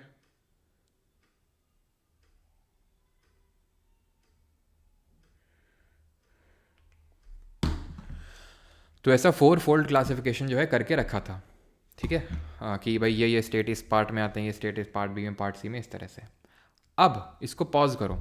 अब यहाँ से हुआ क्या, लिंग्विस्टिक बेसिस पे, भाषा के आधार पर राज्यों को बनाने की मांग उठनी तेज हुई, कि भाई लिंग्विस्टिक बेसिस पे स्टेट्स को बनाया जाए। हर जगह प्रोटेस्ट हो रहे थे कि भाई हम तेलुगु बोलते हैं, हमको अलग करो, हम कन्नड़ बोलते हैं, हमें अलग करो, है ना, मराठी बोलते हैं, हमें अलग करो। तो ऐसे लिंग्विस्टिक बेसिस पे जो है बात उठने लगी हर जगह। और कुछ जगह जैसे मान लो तेलुगु वाले कर रहे हैं, कन्नड़ वाले कर रहे हैं, तो भी मराठी भी करने लगे, गुजराती भी करने लगे, तो ऐसे बहुत बढ़ रहे। तो लिंग्विस्टिक बेसिस पे बनने चाहिए स्टेट या नहीं बनने चाहिए, तो इसके लिए कमीशन, आयोग बनना शुरू हुए। तो एक सबसे पहले बना धार कमीशन, धार आयोग, ठीक है। इससे मुझे धुआंधार, कपिल धार पता नहीं क्यों याद आ रहा है, बता दो किस रिवर पे ये वाटरफॉल हैं दोनों। तो ये धार कमीशन SK धार जी की चेयरमैनशिप पे बना था।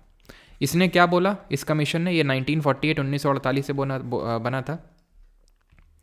इसने बोला कि states should be formed on states should be formed on the basis of administrative convenience, administrative प्रशासनिक, एडमिनिस्ट्रेटिव कन्वीनियंस, प्रशासनिक सहूलियत के बेसिस पे बनने चाहिए, and not on linguistic basis, not on linguistic, भाषा के आधार पे नहीं बनने चाहिए राज्य, इसने बोला। मांग और तेज हो गई कि कैसे नहीं बनने चाहिए, तो एक और कमीशन बिठाया गया। ये इस कमीशन का नाम था JVP कमीशन। JVP कमीशन इसका क्यों नाम था, क्योंकि इसके 3 मेंबर थे, ठीक है। जवाहरलाल नेहरू, उसका तो नाम रख दिया क्योंकि चेयरमैन के नाम पे, लेकिन यहाँ पे तो तीनों ही लोग बड़े फेमस है, तीनों लोग बहुत ही इंपॉर्टेंट है, खासकर ये दोनों लोग, तो इसलिए जो है JVP कमीशन बोला गया। जवाहरलाल नेहरू थे, ठीक है। वल्लभ भाई पटेल जी थे हमारे, सरदार पटेल जी, और पट्टाभी सीतारामैया थे, ठीक है, पट्टाभी सीतारामैया। और ये किस कमेटी के मेंबर थे जरा बताना, कुछ याद कराया था, सीतारामैया वस्तावैया है हाउस कमेटी के चेयरमैन। ये यूनियन, जिस यूनियन पावर कमेटी हो गया, स्टेट्स जो कमेटी थी उसके थे, जिस भी कमेटी का गया यूनियन स्टेट था। वल्लभ भाई पटेल जो फंडामेंटल राइट पे कमेटी बनी थी, प्रोविंशियल सब कमेटी जो बनी थी, उसके चेयरमैन थे ये। तो इसने भी यही सेम चीज़ को रिपीट किया कि लिंग्विस्टिक बेसिस पे स्टेट नहीं बनने चाहिए, इसने मना कर दिया और डिमांड तेज हो गई।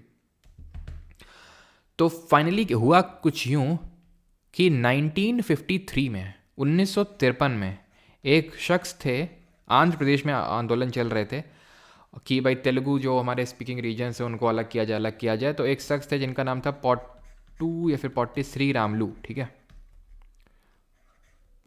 श्री रामलू, आंध्र प्रदेश में। तो ये फास्ट एंड टू डेथ पे बैठे हुए थे कि हम तब तक फास्ट करेंगे जब तक कि तुम नहीं दे दोगे हमें लिंग्विस्टिक बेसिस पे हमारा स्टेट। इनकी डेथ हो जाती है, ठीक है। और जो प्रदर्शन है, जो प्रोटेस्ट हैं, वो बहुत भयंकर हो जाते हैं। 56 दिन के बाद इनकी डेथ हो जाती है। और इसकी वजह से आनन फानन में तुरंत क्या करना पड़ता है, आंध्र प्रदेश को क्रिएट किया जाता है as the first linguistic state of India. Andhra Pradesh was formed as first linguistic state या फिर first state to be formed on the linguistic basis, first linguistic state of India, ठीक, 1953 में। क्लियर इतनी बात। अब खुद सोचो, 10 बच्चे रो रहे हैं, उनमें से तुमने एक को टॉफ़ी दे दी जो ज़ोर से रोया, तो 9 बच्चे क्या करेंगे, वो भी और ज़ोर से रोएंगे देख के। तो यही हुआ। और स्टेट भी मांग उन्होंने तेज कर दी कि हमें भी क्रिएट करो, जब उसको क्रिएट किए हो तो फिर एक और कमीशन बना जो कि फाइनल कमीशन था इस चीज़ को लेके, and that was Fazal Ali commission.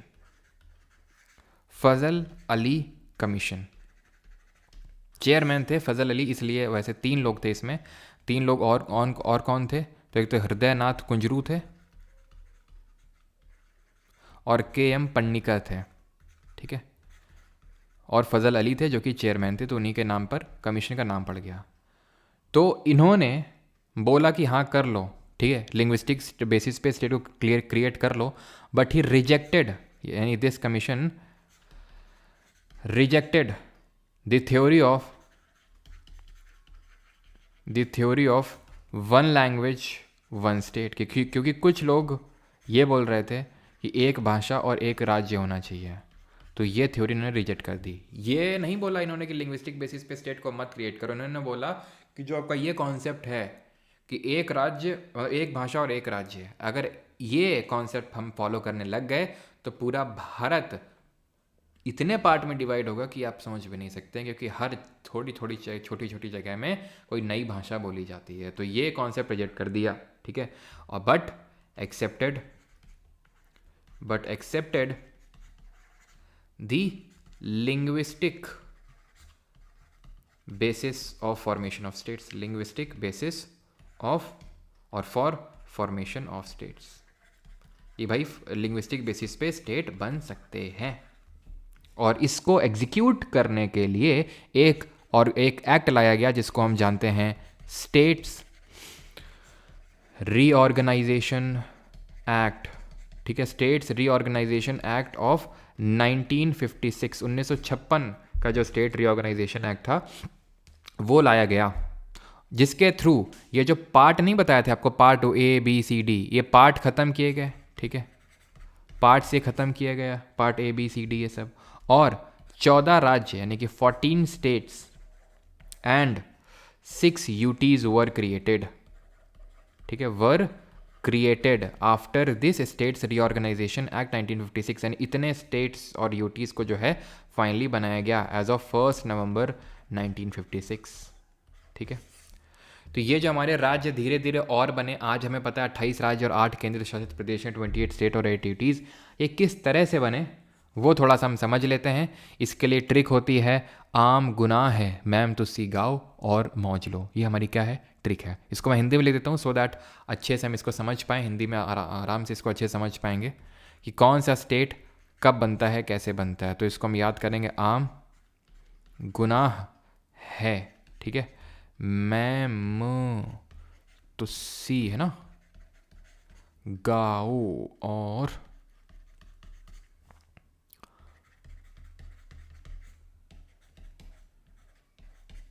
मौज लो, है ना। तो ये जो है इस ट्रिक में हम याद करेंगे। इससे हमें ये हो जाता है ना कि हमें ऑर्डर में चीज़ें याद हो जाती हैं कि कौन सा स्टेट कब बना था, कौन पहले कौन बाद में।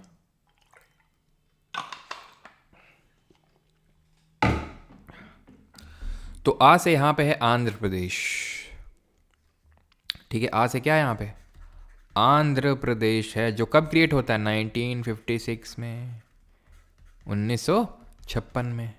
महाराष्ट्र कब क्रिएट होता है?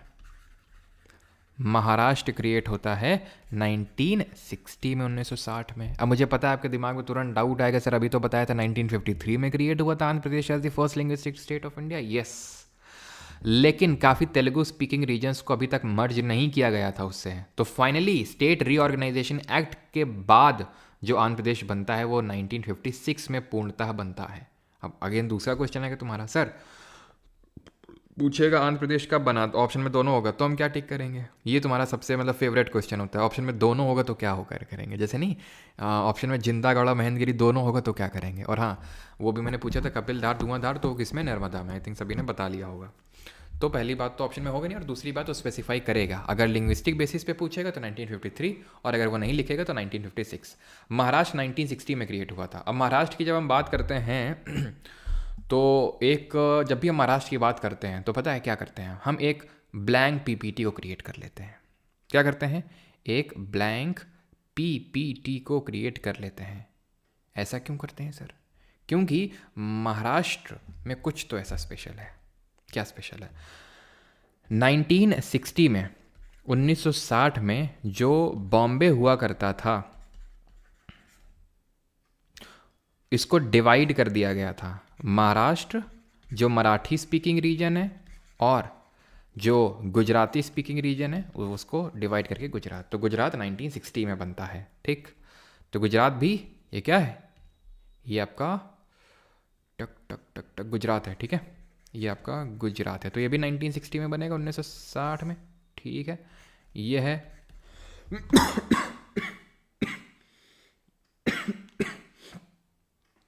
सॉरी। तो ये क्या है आपका? नागालैंड है। ठीक है, नागालैंड। हा से क्या हो जाएगा? हरियाणा। कब क्रिएट होते हैं?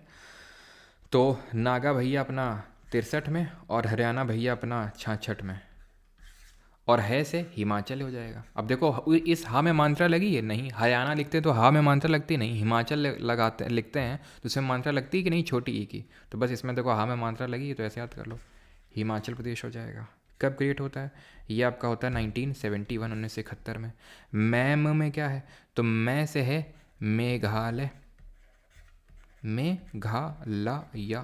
ठीक, म से क्या है? म से हो जाएगा मणिपुर। ठीक है, मणिपुर। और तू से क्या हो जाएगा? त्रिपुरा। ठीक है, त्रिपुरा। ये तीनों जो है ना हमारे, तीनों भाई बंधु एक ही साथ क्रिएट हुए थे। कब क्रिएट हुए थे तीनों? तीनों को क्रिएट किया गया था इन द ईयर 1972, 1972। सी से क्या है? सी से हो जाएगा सिक्किम। सिक्किम भी स्पेशल है। और जब सिक्किम आता है ना तो हम ब्लैंक पीपीटी में जाते हैं और हम पढ़ते हैं सिक्किम के फॉर्मेशन के बारे में। तो सिक्किम जो है पहले इंडियन यूनियन का पार्ट नहीं था। यहाँ पर एक डायनेस्टी का रूल हुआ करता था जिसको बोलते हैं चोग्याल डायनेस्टी।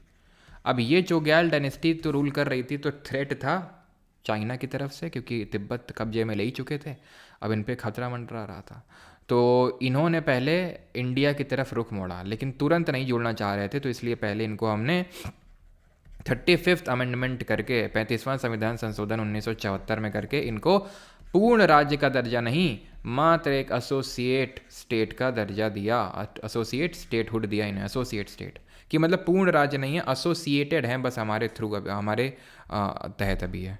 ठीक है, और देन जब इनको लगा, अच्छा लगा, तो यहाँ के लोगों ने बोला कि नहीं नहीं, हमें तो इंडियन यूनियन के साथ पूरी तरह से जुड़ना है, चोग्याल डायनेस्टी को पूरी तरह से ख़त्म कर दो। तो 1975 में पूर्ण राज्य यानी कि कंप्लीट स्टेटहुड का दर्जा मिलता है। क्लियर इतनी चीज़? Complete statehood. तो इसी को ये वो करने के लिए आर्टिकल 2A को इंसर्ट किया गया था। अब याद आया आपको? तो सिक्किम कब क्रिएट हो जाएगा? 1975 को, 1975 को। गाओ से क्या है? गाओ से है गोवा, और ओ से क्या है? कुछ नहीं है। गोवा की जब हम बात करते हैं तो होता ये है कि हमें फिर से पीपीटी में जाना पड़ता है, ब्लैंक वाली वो भी। ठीक है, तो होता ये है कि पहले गोवा, दमन और दीव 3 जगह थी जहाँ पर रूल किसका चल रहा था? रूल चल रहा था पोर्तुगीज़ भैया लोगों का। पोर्तुगीज़ भैया लोग सबसे पहले आए थे भारत में और सबसे आखिर में गए थे, हड़ा लिए थे पूरी तरह से। इंडियन गवर्नमेंट 1961 में इनको खदेड़ा था यहाँ से। कब? 1961 में, ऑपरेशन विजय के थ्रू। तो जब इनको यहाँ से हटाया गया तो किया ये गया कि सबसे पहले तो 12th कॉन्स्टिट्यूशनल अमेंडमेंट करके, ठीक है, 12th कॉन्स्टिट्यूशनल अमेंडमेंट करके इन द ईयर 1962 पहले तो इंडियन यूनियन का पार्ट ये बने थे ये, ठीक है, इंडियन यूनियन का पार्ट बने थे ये। देन अगर हम बात करें जो गोवा स्टेट है, गोवा 1987 में, मतलब अभी तो तीनों सिर्फ यूटी बने हैं, यूनियन टेरिटरी, ठीक है, 1962 में, लेकिन 1987 में ये स्टेट बन गया, राज्य बन गया। तो यहाँ पे क्या होगा? 1987, 1987, ठीक। ऐसे ही दादरा नगर हवेली में भी था। जो दादरा नगर हवेली थी ना, यहाँ भी इन्हीं लोगों का शासन चल रहा था। लिख देते हैं, जो दादरा नगर एंड हवेली था, यहाँ भी पोर्चुगीज़ लोग मान नहीं रहे थे, अड़े पड़े थे, भाग ही नहीं रहे थे, बड़े अड़ियल टाइप थे ये। 1961 में, ठीक है, इनको भगाया गया, ठीक है, पोर्चुगीज़ का रूल था 1961 में, पोर्चुगीज़ का रूल था। देन यहाँ पे क्या गया? 10th अमेंडमेंट किया गया, ठीक है, 10th अमेंडमेंट करके जो है इनको भी यूटी का, और आज भी यूटी है, आपको पता है, दादरा नगर हवेली, दमन और दीव को मर्ज किया जा चुका है अभी। यहाँ पे जो और है उसमें औ का मतलब है अरुणाचल प्रदेश, ठीक है, अरुणाचल, और मौज में मो से क्या है? मिज़ोरम, ठीक है, और बस ख़त्म। इनको कब क्रिएट किया गया था? तो ध्यान रखना, इनको 1987 में ही क्रिएट किया गया था। एक्चुअल में अरुणाचल और जो मिज़ोरम है ना, अरुणाचल और जो मिज़ोरम हैं, इनको क्रिएट किया गया था, यहाँ पे लिखते हैं 22nd अमेंडमेंट हुआ था, एक 22वां संविधान संशोधन, ठीक है। इससे किया क्या गया? मेघालय को एक एसोसिएट स्टेट के तौर पे पहले तो क्रिएट किया गया, ठीक है, Meghalaya created with in Assam. आप देखते होंगे, अगर आपने मैप देखा होगा अच्छे से, तो असम के अंदर ही तो दिखता है हमें मेघालय। और मिज़ोरम और जो अरुणाचल है, इनको एज अ यूटी क्रिएट किया गया था। मिज़ोरम और अरुणाचल को एज यूटी क्रिएट किया गया था, यूनियन टेरिटरी, और इनको बोला गया था NEFA, north east frontier agency, NEFA, ठीक। तो ये स्टेट हुड, ध्यान रखिएगा, कौन कब राज्य बना, ऑर्डर आपसे पूछ सकता है, ठीक है। आगे बढ़ें, इतनी चीज़ क्लियर हो गई सभी को? किसी को यहाँ तक कोई डाउट हो तो जल्दी से बताइए। ये इंग्लिश में आप ट्रिक यहाँ पे फिल कर सकते हैं, जिसको फिल करना है तो। 1930 difference between state and UT. State में एक इलेक्टेड गवर्नमेंट होती है, यूटी में क्या होता है? जनरली कहीं कहीं पे इलेक्टेड गवर्नमेंट होती है, जैसे जम्मू कश्मीर और दिल्ली वगैरह में, लेकिन वहाँ पे डायरेक्टली किसका शासन होता है? सेंटर का।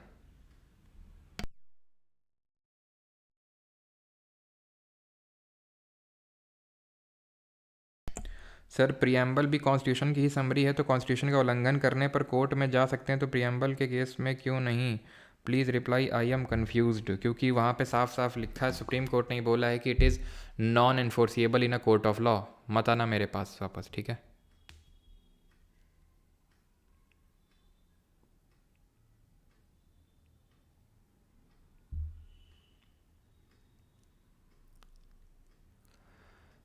वॉइस थोड़ा हाई रखो सर, एक वीक से लो है बोल रहा हूँ। भाई वॉइस लो आ रही है क्या? क्यों वॉइस लो आ रही है क्या?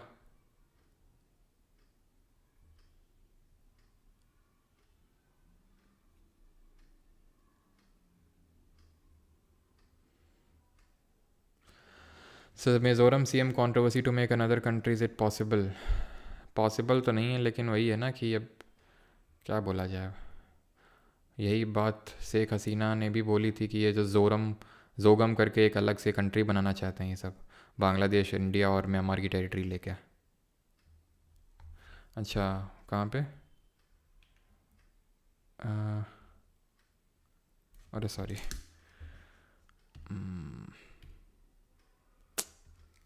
ये करेक्ट कर लेना यार ये, ठीक है। 1987 की जगह 9, ठीक है, ये बीच में 9 एक्स्ट्रा लग गया ये, ठीक। चलिए आगे बढ़ते हैं और हम देखते हैं, यहाँ पे इसको फिल कर लेना इंग्लिश में अपने आप से, ठीक है। अभी आते हैं और देखते हैं ये आर्टिकल 371 क्या है। JNK के फुल स्टोरी बताओ सर प्लीज़। स्टोरी यहाँ पे हम नहीं देखने वाले हैं, ठीक है। पूरी स्टोरी के लिए ढेरों रील मिल जाएगी, वहाँ पे आराम से स्टोरी देखो। यहाँ पे हम एग्ज़ाम के लिए पढ़ने आए हैं, ठीक है। वॉइस फाइन है, neck rotation, thank you. Telangana कब? तो तेलंगाना सभी को पता है 2014 में, जून 2014 में क्रिएट होता है, ठीक है। मतलब ये मैंने आपको नहीं बताया, कुछ स्टेट जैसे ईयर 2000 में आपके 3 स्टेट क्रिएट होते हैं। एमपी से अलग होकर छत्तीसगढ़ बनता है, ठीक है, छत्तीसगढ़ बनता है। उत्तराखंड बनता है यूपी से अलग होके, और झारखंड बनता है बिहार से अलग होके। तो ये सब 2000 में ही बनते हैं, तो ये मैंने नहीं बताया आपको, ठीक है। तो इसको भी कर सकते हैं नोट। और 2014 में वी ऑल नो कि तेलंगाना अलग से बनता है, ठीक है, जून 2014 में, ठीक। आगे बढ़ते हैं। और आर्टिकल 371 जो है ये स्पेशल क्या देता है? स्पेशल कुछ प्रोविज़न देता है, स्पेशल राइट देता है, स्पेशल स्टेटस से डील करता है कुछ स्टेट्स के, ठीक है। सर एसोसिएट स्टेट को हिंदी में क्या बोलते हैं? सहयोगी राज्य बोलते हैं, सहयोगी राज्य, ठीक है। तो article 371 A B C D E F G H I J, ठीक है। तो यहाँ पे देख सकते हैं महाराष्ट्र गुजरात से रिलेटेड है 371 ए आपका नागालैंड के स्पेशल प्रोविजन से रिलेटेड है। 371 बी असम, सी मणिपुर, आंध्रा की यूनिवर्सिटी, ठीक है। Then Sikkim, then Mizoram, then Arunachal, then Goa, then Karnataka.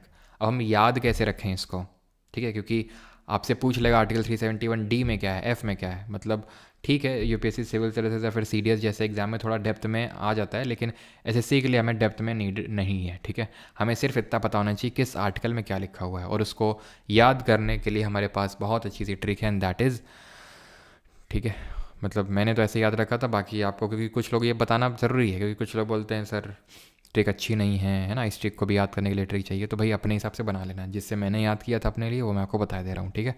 तो नाम आसमा, ठीक है, एक लड़की है, उसका आप नाम पूछ रहे हो कि नाम क्या तुम्हारा, तो उसने बोला कि मेरा नाम आसमा है, ठीक है, और मैं जो है जीके पढ़ती हूँ परमार सर से ठीक है। तो तुमने बोला कि आई हो तो क्या माता जी के पैर छू के आई हो कि नहीं, ठीक है। तो माता जी के तो पहले पैर छूने, यानी महाराष्ट्र गुजरात। देन एन से नागालैंड, ए से असम, एम से मणिपुर, ए से आंध्रा, ए से आंध्रा की यूनिवर्सिटी, एस से सिक्किम, एम से मिज़ोरम, ए से अरुणाचल, जी से गोवा, के से कर्नाटक। कन्फ्यूजन कहाँ पे होगा? ए में होगा कन्फ्यूजन। कैसे? असम भी, अरुणाचल भी है, आंध्रा भी है। तो ध्यान रखना, पहले तो असम है, पहले असम है, देन आंध्रा है, देन आपका फिर से फिर आपका अरुणाचल है। तो ऐसे पहले यहाँ नॉर्थ ईस्ट में, फिर साउथ में, और फिर नॉर्थ ईस्ट में, ऐसे जाना है आपको। असम, देन आंध्रा, देन अरुणाचल, ठीक। क्लियर रहती चीज़, ख़त्म हो गया, कुछ है ही नहीं है, ठीक है। नाम आसमा जी के अगर आपको याद है 371 में तो माता जी के पहले पैर छूने, देन अल्फ़ाबेट याद करना शुरू करना है, ABCD, ठीक है, नाम आसमा जी के। क्लियर? अब आते हैं पार्ट 2 ऑफ कॉन्स्टिट्यूशन में। सर कल करवाइएगा सर, बहुत पार्ट 1 करते करते थक गए हैं बेटा। पार्ट 2 2 मिनट का है बस, पार्ट 2 2 मिनट का है, ख़त्म, ठीक है। पार्ट 2 उतना बड़ा नहीं है, बहुत छोटा सा, इसीलिए पार्ट 2 को हम साथ में करने वाले हैं। बहुत ज़्यादा क्वेश्चंस नहीं आते हैं, लेकिन जो भी आते हैं वही यहाँ पे मैं करवाने वाला हूँ, है ना। छुट्टीज are birthright and we shall have it, okay. अभी हिस्ट्री नहीं पढ़ी है, हिस्ट्री का इन्फ्लुएंस दिखने लगा है अभी। सर आंध्र प्रदेश तो लूसेंट में 1953 दिया है भैया। अनुप्रिया जी कहाँ चिल्ला रहे थे उतनी देर से? आंध्र प्रदेश 1953 में लिंग्विस्टिक बेसिस पे क्रिएट हुआ था। स्टेट रीऑर्गेनाइजेशन एक्ट 1956 के बेसिस पे उसको कुछ तेलुगु स्पीकिंग रीजन्स को मर्ज करके 1956 में क्रिएट किया गया था, ठीक है भी।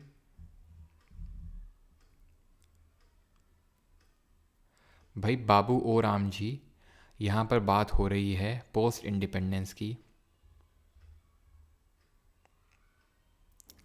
सर मैं अम्बाला से हूँ, यहाँ विनबेक्स एक्सरसाइज चल रही है। जाओ जहाजो ने दिमाग ख़राब कर दिया है, इतनी आवाज़। अच्छा विनबेक्स, अच्छा जहाजों ने, ओके ठीक ठीक ठीक, अच्छा वो डिफेंस वाली एक्सरसाइज है, अच्छा वियतनाम और इंडिया की। जहाजों ने दिमाग ख़राब कर दिया है, कोई नहीं कोई नहीं। अरुणाचल की यूनिवर्सिटी नहीं है भैया, आंध्रा की सेंट्रल यूनिवर्सिटी को स्पेशल स्टेटस मिला हुआ है वो।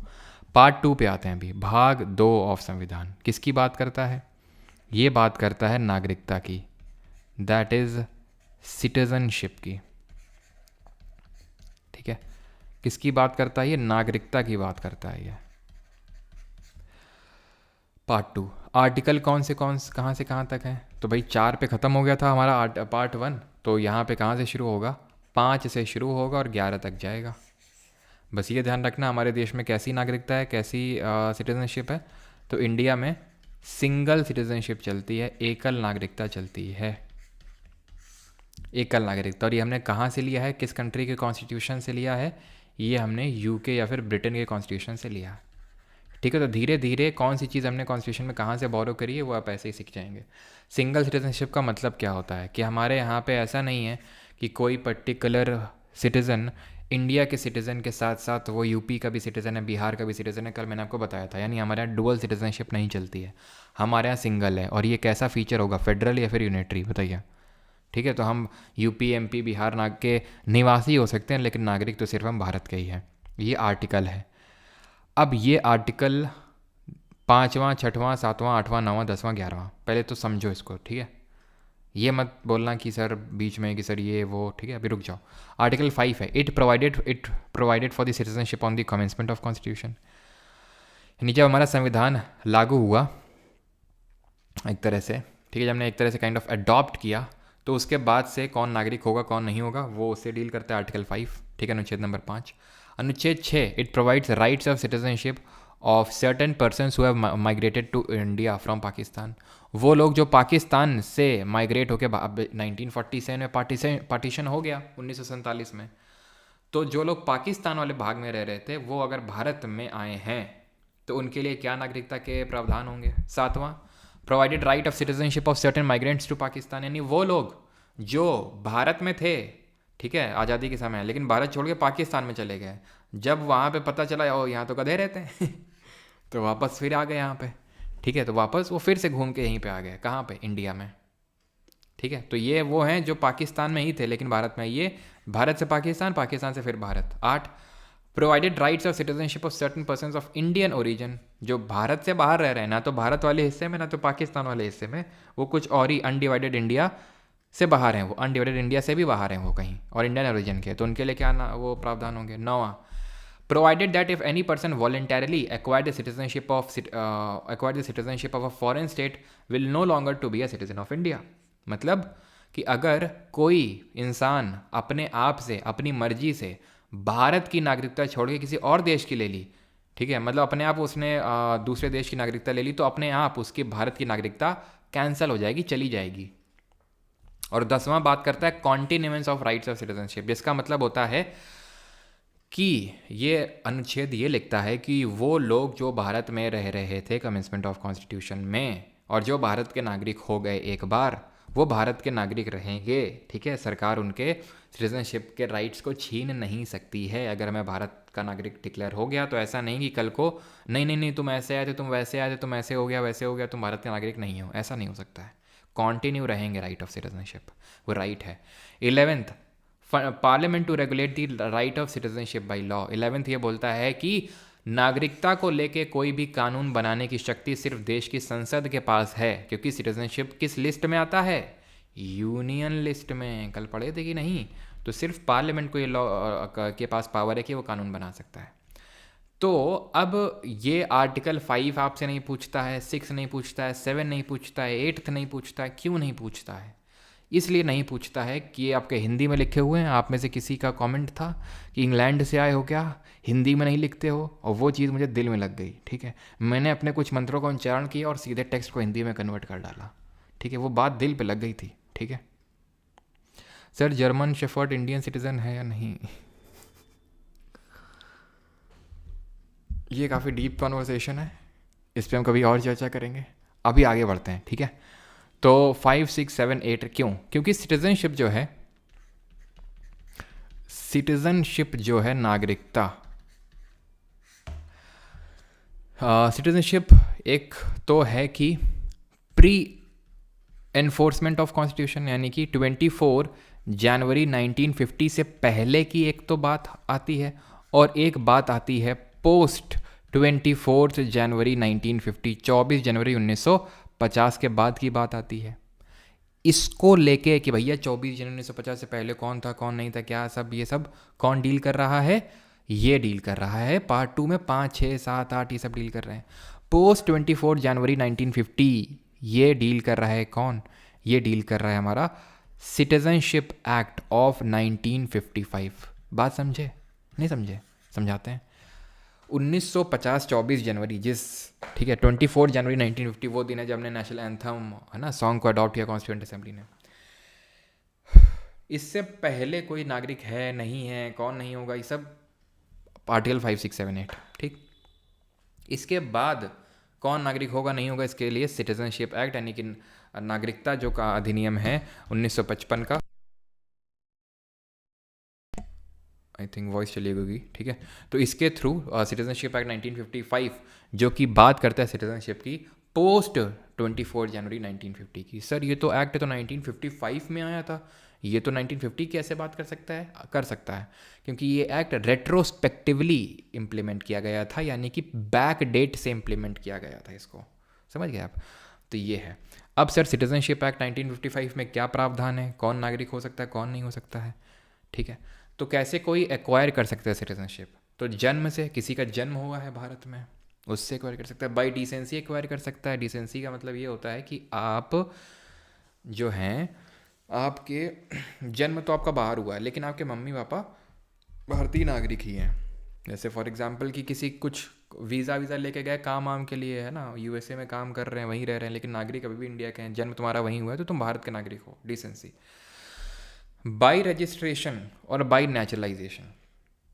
बाई रजिस्ट्रेशन का मतलब होता है, इसका तो मतलब हो गया जन्म से, इसका मतलब हो गया आपका वंशक्रम से, इसका मतलब हो गया पंजीकरण से, ठीक है, पंजीकरण से। तो पंजीकरण का मतलब ये होता है कि जैसे आपका जन्म बाहर हुआ, आपके मम्मी पापा भारत के नागरिक नहीं हैं लेकिन वो एक टाइम पे भारत के नागरिक हुआ करते थे, they were of Indian origin, parents were of Indian origin, तो उस केस में रजिस्ट्रेशन वाला काम करता है, पेरेंट्स ऑफ इंडियन ओरिजिन, तो उसको हम बोलते हैं रजिस्ट्रेशन। और नेचुरलाइजेशन होता है कि भाई तुम अभी भारत के नागरिक नहीं हो, तुम्हें मम्मी पापा ने भी नहीं और तुम्हें मम्मी पापा इंडियन ओरिजिन के भी नहीं है, तो नेचुरलाइजेशन होता है। उसके लिए अलग अलग प्रावधान होते हैं। कैसे, जैसे कि यहाँ पर अगर आपको इसके थ्रू नागरिकता लेनी है कि आपके मम्मी पापा कभी थे नागरिक तो 6 साल भारत में रहना होगा, और नेचुरलाइजेशन से लेना है तो 12 साल रहना होगा भारत में, ठीक है। इनकॉर्पोरेटिंग अ टेरिटरी, अगर भारत देश ने, भारतीय सरकार ने मान लो पूरे बांग्लादेश को कब्जे में ले लिया तो बांग्लादेश के सारे लोग तुरंत भारतीय हो जाएंगे, उसके लिए कुछ वो इतने साल रहना वो सब कुछ नहीं, क्योंकि वो भारत की टेरिटरी हो गई तो वो भारत के सब नागरिक हो जाएंगे। कैसे कोई अपनी नागरिकता खो सकता है, रिनंसिएशन, यानी वो अपनी सिटीजनशिप को त्याग दे, ठीक है, खुद ही स्वतः ही वो त्यागने की घोषणा कर दे कि मुझे नहीं रहना है। टर्मिनेट कर दिया जाए, टर्मिनेशन, वंचित किया जाना, टर्मिनेट कर दिया जाए। जब अगर मान लो आप किसी और कंट्री की आपने सिटीजनशिप ले ली, आप इंडिया के नागरिक हैं लेकिन आपने एट द सेम टाइम किसी और कंट्री की सिटीजनशिप ले ली, आपको टर्मिनेट कर दिया जाएगा। डेप्रीवेशन का मतलब है अगर आपने फ्रॉड तरीके से नागरिकता ली है, अगर आप किसी हमारी एनिमी कंट्री के साथ, मान लो कि फॉर एग्जांपल कनाडा मान लो हमारी एनिमी कंट्री है, ठीक है, और ठीक है, तो और उसका आप साथ दे रहे हैं, ठीक है, तो उस केस में भी आपको डिप्राइव किया जा सकता है। समझ में आई चीज़? इतनी चीज़ सभी को समझ में आई या नहीं आई, जल्दी से बताइए, ठीक है। यूएसए में ध्यान रखना डुअल सिटीजनशिप चलती है, हमने सिंगल सिटीजनशिप लिया है, कहाँ से, इंडिया से। और आर्टिकल 5 में क्या है, it provided for the citizenship on the commencement of the constitution, की कोई भी जो भारत में जन्मा है, जिसके मम्मी पापा भारत में जन्म लिए हैं, ठीक है, और जो संविधान के लागू होने के कम से कम 5 वर्ष से भारत में निवास कर रहा है, वो सब भारत के नागरिक बन गए आर्टिकल 5 के तहत, ठीक है। बाकी 5 6 7 8 उतना पूछता है नहीं आपसे। 9 ध्यान रखना कि अगर किसी ने भारत के अलावा नागरिकता ले ली किसी और देश की तो उसके भारत की नागरिकता चली जाएगी। और 10वें में लिखा है कॉन्टिन्यू किसकी रहेगी, वो कॉन्टिन्यूस ध्यान रखना। और 11 में क्या है कि पार्लियामेंट लॉ बना सकता है सिटीजनशिप को लेकर। बाकी सिटीजनशिप एक्ट मैंने 1955 समझा दिया है। और अभी आपको पता होगा रिसेंट में जो सबसे इसमें अमेंडमेंट हुआ है, वैसे तो कई अमेंडमेंट हुए हैं लेकिन 2019 में जो संशोधन हुआ है वो काफ़ी चर्चा में रहता है। आपने सुना होगा CAA-NRC, सुना है CAA? इसका मतलब यही है सिटीजनशिप एक्ट ऑफ 1955, जो उसमें अमेंडमेंट किया गया 2019 में। क्या अमेंडमेंट किया गया है 2019 में? ये अमेंडमेंट संशोधन किया गया है कि 6 कम्युनिटीज़ के लोग जो 6 कम्युनिटी के लोग हैं, कौन कौन कौन है वो? हिंदू हो गए, सिख हो गए, बुद्धिस्ट हो गए, पारसी हो गए, जैन हो गए, एक आप बता दो कौन हो गए। तो ये सारे लोग जो बांग्लादेश, अफ़गानिस्तान और पाकिस्तान से आते हैं, तो इनके लिए सिटीजनशिप बाय नेचुरलाइजेशन वाला ही सिस्टम फॉलो होगा, क्योंकि इनके तो पेरेंट्स भी इंडियन ओरिजिन के नहीं हैं। तो इनके लिए नागरिकता में कुछ आसानी लाई जाएगी, यानी कि सिर्फ इनको 6 साल ही भारत में रहना है कॉन्टिन्यूसली और इनको सिटीजनशिप के राइट्स मिल जाएंगे। यानी कि तो यहाँ पे विवाद क्यों हुआ? विवाद इसलिए हुआ क्योंकि यहाँ पे मुस्लिम्स इंक्लूडेड नहीं थे। ठीक है, क्यों? और गवर्नमेंट लॉजिक क्या दिया कि इन देशों में भाई मुस्लिम के खिलाफ थोड़ी प्रताड़ना होती है, क्योंकि यहाँ पे तो ये सब मुस्लिम बहुल ही हमारे देश हैं। मेन जो प्रताड़ना होती है इनके खिलाफ होती है, तो इसलिए ये लोग अगर आते हैं तो इनके लिए ये नॉर्म्स हैं। ये बेसिक गवर्नमेंट का कहना है। सवाल कर लो, जल्दी जल्दी कर लो, जल्दी से 3 सवाल करो। ठीक है, ये आपके CAPF, ये कौन से क्वेश्चंस होते हैं जो CAPF, CDS या फिर जो UPSC के एग्ज़ाम्स होते हैं, जैसे भी जियो साइंटिस्ट का एग्ज़ाम हुआ, CISF LDC का एग्ज़ाम होता है, वो सब एग्ज़ाम हुए तो उसमें। ठीक है, चलो तो अगर हम बात करें with regard to the constitution of India, which of the following is not correct? The words socialist and secular were not originally part of constitution. ठीक है, तो ये जो वर्ड्स हैं ये कॉन्स्टिट्यूशन का पहले पार्ट नहीं थे, सही है।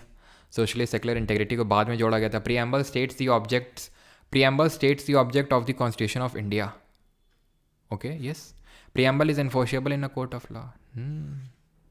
पकड़ लिया तुमने, हैं? बन गया लेफ्टिनेंट। कैसा लग रहा है आज? Which are the following word or phrase was not incorporated in the preamble to the constitution of India by 42nd amendment? 42nd amendment से किस वर्ड को नहीं जोड़ा गया था? Socialist, secular, unity and integrity, dignity. Socialist जोड़ा गया, secular जोड़ा गया, यूनिटी एंड यूनिटी तो पहले ही था, इंटेग्रिटी को भी जोड़ा गया, डिग्निटी को नहीं जोड़ा गया। CAPF में क्वेश्चन पूछा गया। बन गया असिस्टेंट कमांडेंट। कैसा लग रहा है? 62. Which of the following terms was used for the state in the draft constitution presented by Ambedkar ji on 4th November 1948? कौन सा वर्ड उन्होंने यूज़ किया था? Union of state, federation of state, autonomous state, subsidiary state. क्या word उन्होंने किया था? तो उन्होंने किया था union of states. Option number A. कैसा लग रहा है लेफ्टिनेंट फिर से बन के? 102, 173 और 56 को जल्दी से करो।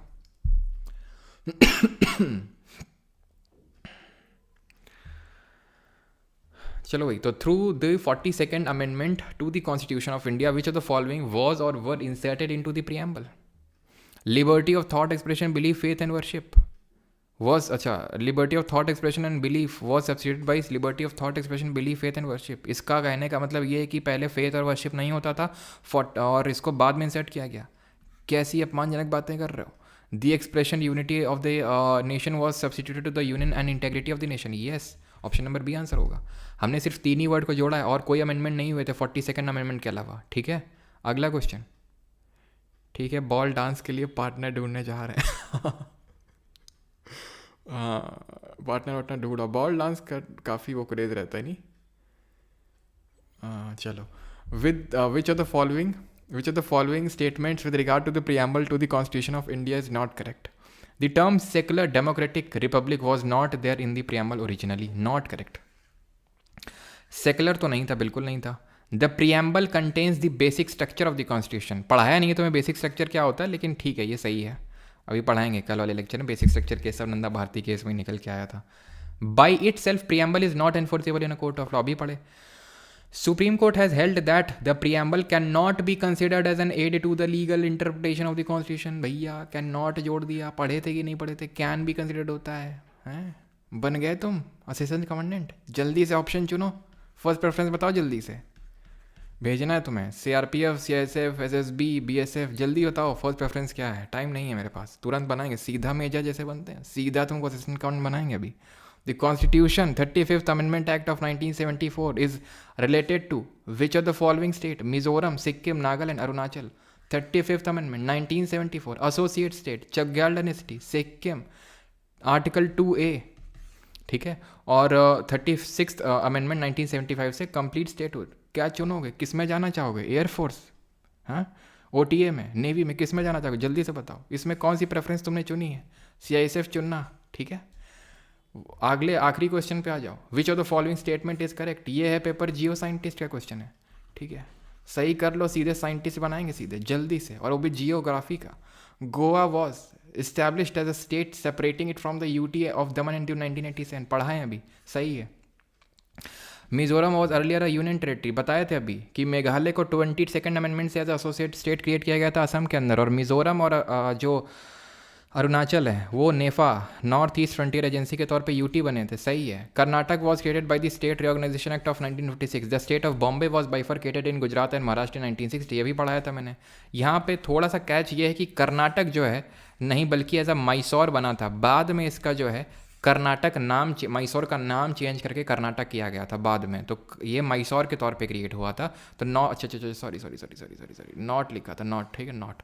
तो यहाँ पे सही कौन सा नहीं होगा, ऑप्शन नंबर सी।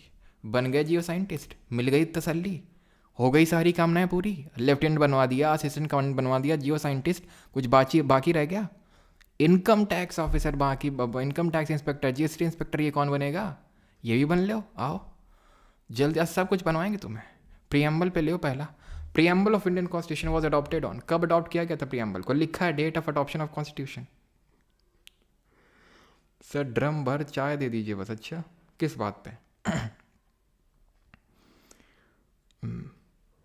कल परसों क्लास बंद है क्या? कि नहीं, क्लास चालू है। क्लास कल कैसा, मतलब तुम लोगों का क्या कहना है?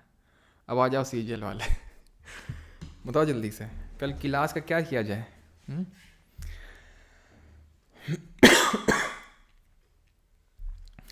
Preamble of Indian constitution was adopted on, कब? 26 नवंबर 1949। ये जल्दी जल्दी बनना होता है, जैसे कि अभी ये किस में पूछा गया था, किसी में पूछा गया, कुछ नहीं बने तुम तो इससे। CHSL सीधा भी तुमसे भी क्लर्क बनवाएंगे जल्दी से CHSL के through. Preamble of constitution describes India as क्या? Unitary state, federal state, secular state या फिर अथी स्टेट? ये सब क्या लिखा हुआ है? सेकुलर स्टेट बताता है, ऑप्शन नंबर सी। बन गए clerk. Preamble of the Indian constitution start with the phrase, इसकी स्टार्टिंग लाइन क्या है? We the people of India, we the people of USA, we the people of South Africa, ऐसे सबके preamble चालू होते हैं। Which of the following word sequences is correct as per the preamble of the constitution? Sequence बताना है, CHSL का question है।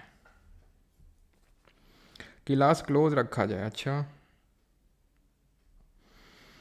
बंद, ऑफ, ठीक, देखते हैं, नहीं होगा तो फिर कल और परसों ऑफ रखते हैं, निट्टो करवा देते हैं कल परसों, और सैटरडे संडे को क्लास रख लेते हैं, क्योंकि है ये कि छठ पूजा है और काफ़ी दबाव बन रहा है मुझे चारों तरफ से कि छठ पूजा में, क्योंकि Friday, I think Thursday Friday को काफ़ी बिजी दिन रहेंगे, इसलिए बंद किया जाए। अभी मैं तो देखो हमारे यहाँ पे तो मनाते नहीं उतना छठ, ठीक है। We the students of Parmar SSC, हाँ, और कमेंट रिट्रैक्ट कर लिया गया जल्दी से। खैर, sovereign socialist secular democratic republic, option number B. SSC JEE में बना दे इंजीनियर, बताओ जल्दी से करो फिर। Not mentioned in the preamble of the constitution of India, liberty of thought, expression, belief, faith and worship है। अपॉर्चुनिटी तो क्या है? Equality of status and opportunity है। जस्टिस 3 तरह का, कौन कौन है जल्दी से बताओ। According to preamble what does the promotion of fraternity assure? Fraternity का मतलब बंधुत्व, unity and integrity of the nation, yes, ये तो लिबर्टी है, ठीक है। 7th, विच वर्ड, अगेन बना दे engineer, unity of nation, which word has been substituted for the word unity of nation? Unity of nation हटा के किस वर्ड को जोड़ा गया 42nd अमेंडमेंट से? तो unity and integrity of the nation को जोड़ा गया, option number C. 8th question, 42nd amendment of 1976 added 3 new words to the preamble, socialist, secular and integrity. Which of the following was not a part of the original preamble of the constitution? Originally part क्या नहीं था? Democratic था, Republic था, secular नहीं था, sovereign था, ठीक है। 10th, which of the following noble ideals is mentioned in the preamble of the constitution of India? कौन मेंशन्ड है? आखिरी क्वेश्चन है, इसके बाद पार्ट 1 2 के करेंगे, ठीक है। Liberty of thought, expression, belief, faith and worship, खुद से करो, अब नहीं करवा पाएंगे, पार्ट 1 and 2 पे आते हैं। ये PDF आपको मिली जाती है प्राइवेट टेलीग्राम ग्रुप में, तो वहाँ से आप कर सकते हैं। India also known as Bharat is a, India जिसे भारत के नाम से भी जाना जाता है, एक क्या है? It's our fundamental right to have leave on our festival. अच्छा, कौन सा आर्टिकल में है ये पवन कुमार? वीवी सर मार्केट में दिखे थे आप, अच्छा मैहर का लड़का, कब देख लिया भाई। India also known as Bharat is a union of states, option number B. Which of the following is mention in article, वही सेम चीज़ है, India that is Bharat shall be union of state. अगला क्वेश्चन करिए, which of the following is an incorrect statement in regard to the meaning of union of state in the Indian context, CHSL 2023। Country was divided into different states for administrative convenience. Country was divided into different states for administrative convenience. पढ़ते हैं। Indian federation was the result of an agreement. ये same चीज़ पढ़ाए थे कि नहीं, कि Indian federation के बीच में कोई रिजल्ट मतलब कोई एग्रीमेंट नहीं है। Federation not being the result of agreement, no state has right to secede from it. ठीक, सब पढ़ी हुई चीज़ें। Which article of the Constitution of India deal with the Union and Territory? Article number 1 to 4, part number 1 of constitution, भाग number 1 संविधान का। Which of the following article was amended in the Constitution 5th Amendment Act of 1955 में amend हुआ था? कौन सा article है? 3, 17, 34 या फिर 45? Which of the following article was amended in the Constitution? ठीक है, 5th Amendment याद करो, 1955 बताया थे। आर्टिकल 3, प्रेसिडेंट जो रिकमेंडेशन लेता है स्टेट से, तो स्टिपुलेटेड टाइम में देना होगा एडवाइस उस स्टेट लेजिस्लेचर को। इस चीज़ को ऐड किया गया था 5th अमेंडमेंट से। इसी बार के CHSL के पेपर में पूछा गया है, जीरी 2024। Which are the following part of the constitution, वही सेम है यार, बार बार रिपीट है, कोई नया देखते हैं। ठीक है, अगला है कि सिटीजनशिप से कौन डील करता है? CGL 2023 और CHSL 2024 सिटीजनशिप से वही क्वेश्चन पूछता है, पार्ट कौन सा है, आर्टिकल कौन सा है, और कैसी सिटीजनशिप चलती है और कहाँ से लिए हैं। तो part 2 article 5 to 11 single citizenship और UK से लिए हैं, और वो आर्टिकल 9, 10 याद करना होता, 9, 10, 11 बस खत्म। डुअल सिटीजनशिप से आप क्या समझते हैं, जो USA में चलती है? Citizenship of 2 state simultaneously with in 2 countries. Citizenship of a country along with that of a constituent state, मतलब देश की नागरिकता और जिस राज्य में रह रहे हैं उसकी नागरिकता, ये मतलब होता है डुअल नागरिकता का। In which year was citizenship act pass, कब पास हुआ था भैया? सबको पता है, 1955। एक आखिरी क्वेश्चन कर लो, not a feature of the constitution of India, कौन सा फीचर नहीं है? तो भैया ये भी है, ये भी है, ये भी है, ये नहीं है। कैसा फीचर, ये कैसा फीचर? इंडिपेंडेंट जुडिशरी, ये एक फेडरल फीचर है। ये कैसा फीचर है? Blend of rigidity. तो रिजिडिटी वाला जो चीज़ है वो एक फेडरल फीचर है और ये एक यूनिटरी फीचर है। और इंडिया में सिंगल सिटीजनशिप चलती है, वो एक यूनिटरी फीचर है। ठीक है, भारत में सिटीजनशिप के पावर को कौन रेगुलेट करता है? Supreme court, governor, president, parliament. Article number 11 को याद करिए। ठीक है, और तो कुछ नहीं है, ये कर लो। Not a way to acquire citizenship, कौन सा एक तरीका नहीं है? ये भी है, ये भी है, ये भी है। रिनंसिएशन से तो आप अपनी सिटीजनशिप को लूज़ कर देते हैं। ठीक है, बाकी तो है 4-5 क्वेश्चन आपके होमवर्क के लिए, वो आप खुद से करेंगे। एंड यहाँ पे लेक्चर होता है हमारा ख़त्म। किसी कोई डाउट हो तो पूछ सकते हैं, और बाकी कल और परसों छुट्टी रखते हैं फिर। ठीक है, मेन कारण, सिर्फ कारण जो है वो छठ पूजा है। कल छुट्टी मेंस वालों की नहीं रहेगी। ठीक है, जो मेंस के लिए तैयारी कर रहे हैं तो उनका निट्टो मैं कल करवा दूंगा, निट्टो के लेक्चर ले लूँगा। ठीक है, क्योंकि फिर सैटरडे संडे को निट्टो नहीं हो पाएगा, तो कल निट्टो ले लूँगा 2 दिन, और सैटरडे संडे को हम लेक्चर रख लेंगे, सो डैट हमारे 5 दिन लेक्चर्स हो जाएंगे। ठीक बात कि नहीं? कल बंद करिए सर। हाँ, कर दिया शुभम। ठीक है, और अप्पू जी बहुत बहुत धन्यवाद। तो और ये चीज़ ध्यान रखना कि ये जो आपका समय मिला है 2 दिन का, इसमें अच्छे से आप रिवीजन कर लीजिएगा। ठीक है, जो भी हमारे 3 लेक्चर्स हुए हैं, क्योंकि इसलिए भी मैं नहीं ले रहा हूँ क्योंकि जो फंडामेंटल राइट, इसके आने वाले जो चैप्टर है फंडामेंटल राइट DPSP, हद से ज़्यादा इंपॉर्टेंट है। पूरी पॉलिटी में सबसे ज़्यादा इंपॉर्टेंट है। तो फंडामेंटल राइट, DPSP और फंडामेंटल ड्यूटी, ये 3 चैप्टर, और चौथा है पार्लियामेंट। ठीक है, आप ये समझ लो 90% या फिर कभी कभी 100% क्वेश्चन इन्हीं 4 चैप्टर से निकल के आते हैं। ठीक, तो इसलिए मैं नहीं रखना चाहता हूँ कि भाई किसी का मिस ना हो। मिस कोलकाता जी जल्दी आ जाएगा, रिलीज़ हो जाएगा। रिकॉर्डिंग ऑफ कर दो। Thank you Zeeshan Ahmed, thank you for reminding. IAS बनवा दो, IAS भी बनवा देंगे, है ना नेहा जी? IAS भी बनवा देंगे। रिकॉर्डिंग ऑफ, थैंक यू याद दिलाने के लिए।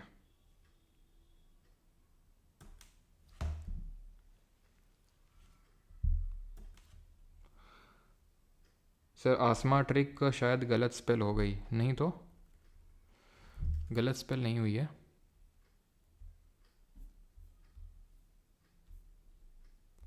NAM, okay okay okay okay, नहीं नहीं सही तो है। NAMAASMAGK, ठीक है सही है, कोई दिक्कत नहीं है, ठीक है सही है वो। Can I join the batch now या हाइफा नूरा? बिल्कुल आप ज्वाइन कर सकते हो। आंध्रा की भैया यूनिवर्सिटी अंकित जी, और अरुणाचल की यूनिवर्सिटी नहीं है। कुछ स्पेशल राइट मिले उनको। नींद आ रही। मेरा मैसेज मत देखिएगा बस। लैंग्वेज बेस पर स्टेट नहीं बनेंगे, पर लिंग्विस्टिक बेसिस पे बनेंगे, डिफरेंस नहीं। अरे भैया आकृति जी, लैंग्वेज का मतलब ही लिंग्विस्टिक होता है। फजल अली ने बोला था कि लिंग्विस्टिक स्टेट बेसिस पे स्टेट बन सकते हैं, लेकिन वन लैंग्वेज वन। अच्छा ठीक है, मैं समझ गया। तो ऐसे आपको पूछना चाहिए था, हम आपका डाउट समझ गया पूरी तरह से, आप क्या पूछना चाहते हो। फजल अली में कुछ लोगों को हो सकता है ये डाउट आया हो, है ना। फजल अली कहाँ गए, फजल अली कहाँ गए, ये रहे फजल अली। इन्होंने ये बोला था कि ठीक है भाषा के आधार पे बनवा लो राज्य को, कोई दिक्कत नहीं है, लेकिन लेकिन लेकिन क्या, लेकिन ये कि अगर हर एक लैंग्वेज के लिए हर एक राज्य बनाने लग गए तो भारत इतने राज्य में विभाजित हो जाएगा जिसकी कोई सीमा नहीं है। मतलब एक काइंड ऑफ वही है कि तुम अपने मम्मी पापा से पूछिए, मम्मी पापा पार्टी में चले जाएं, बोला चले जाओ, लेकिन ध्यान रखना रोज़ रोज़ का पार्टी पार्टी नहीं चलेगा, नहीं तुम बर्बाद हो जाओगे। समझे अभी कि जाने तो दिया तुम्हें, लेकिन बहुत ज़्यादा जाने से मना किया। तो क्रिएट करने तो दिया, लेकिन हर एक लैंग्वेज के लिए हर एक स्टेट वो मना किया। क्या समझे? ऑलराइट, थैंक यू एंड धन्यवाद। मिलते हैं परसों, नहीं सैटरडे को मिलेंगे, कल परसों नेटो रहेगा। Thank you. Dhanbad Manav available हो जाएगी नेक्स्ट रोटेशन। थैंक यू याद दिलाने के लिए।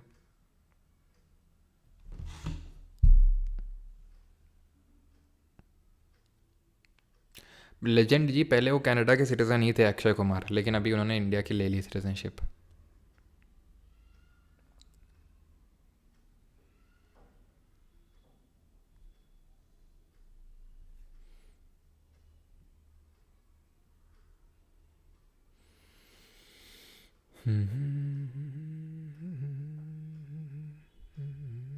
क्या चीज़? Okay okay okay okay okay, मैंने 24 जैन की जगह वहाँ पे 26 जैन की जगह 24 जैन लिख दिया आई थिंक।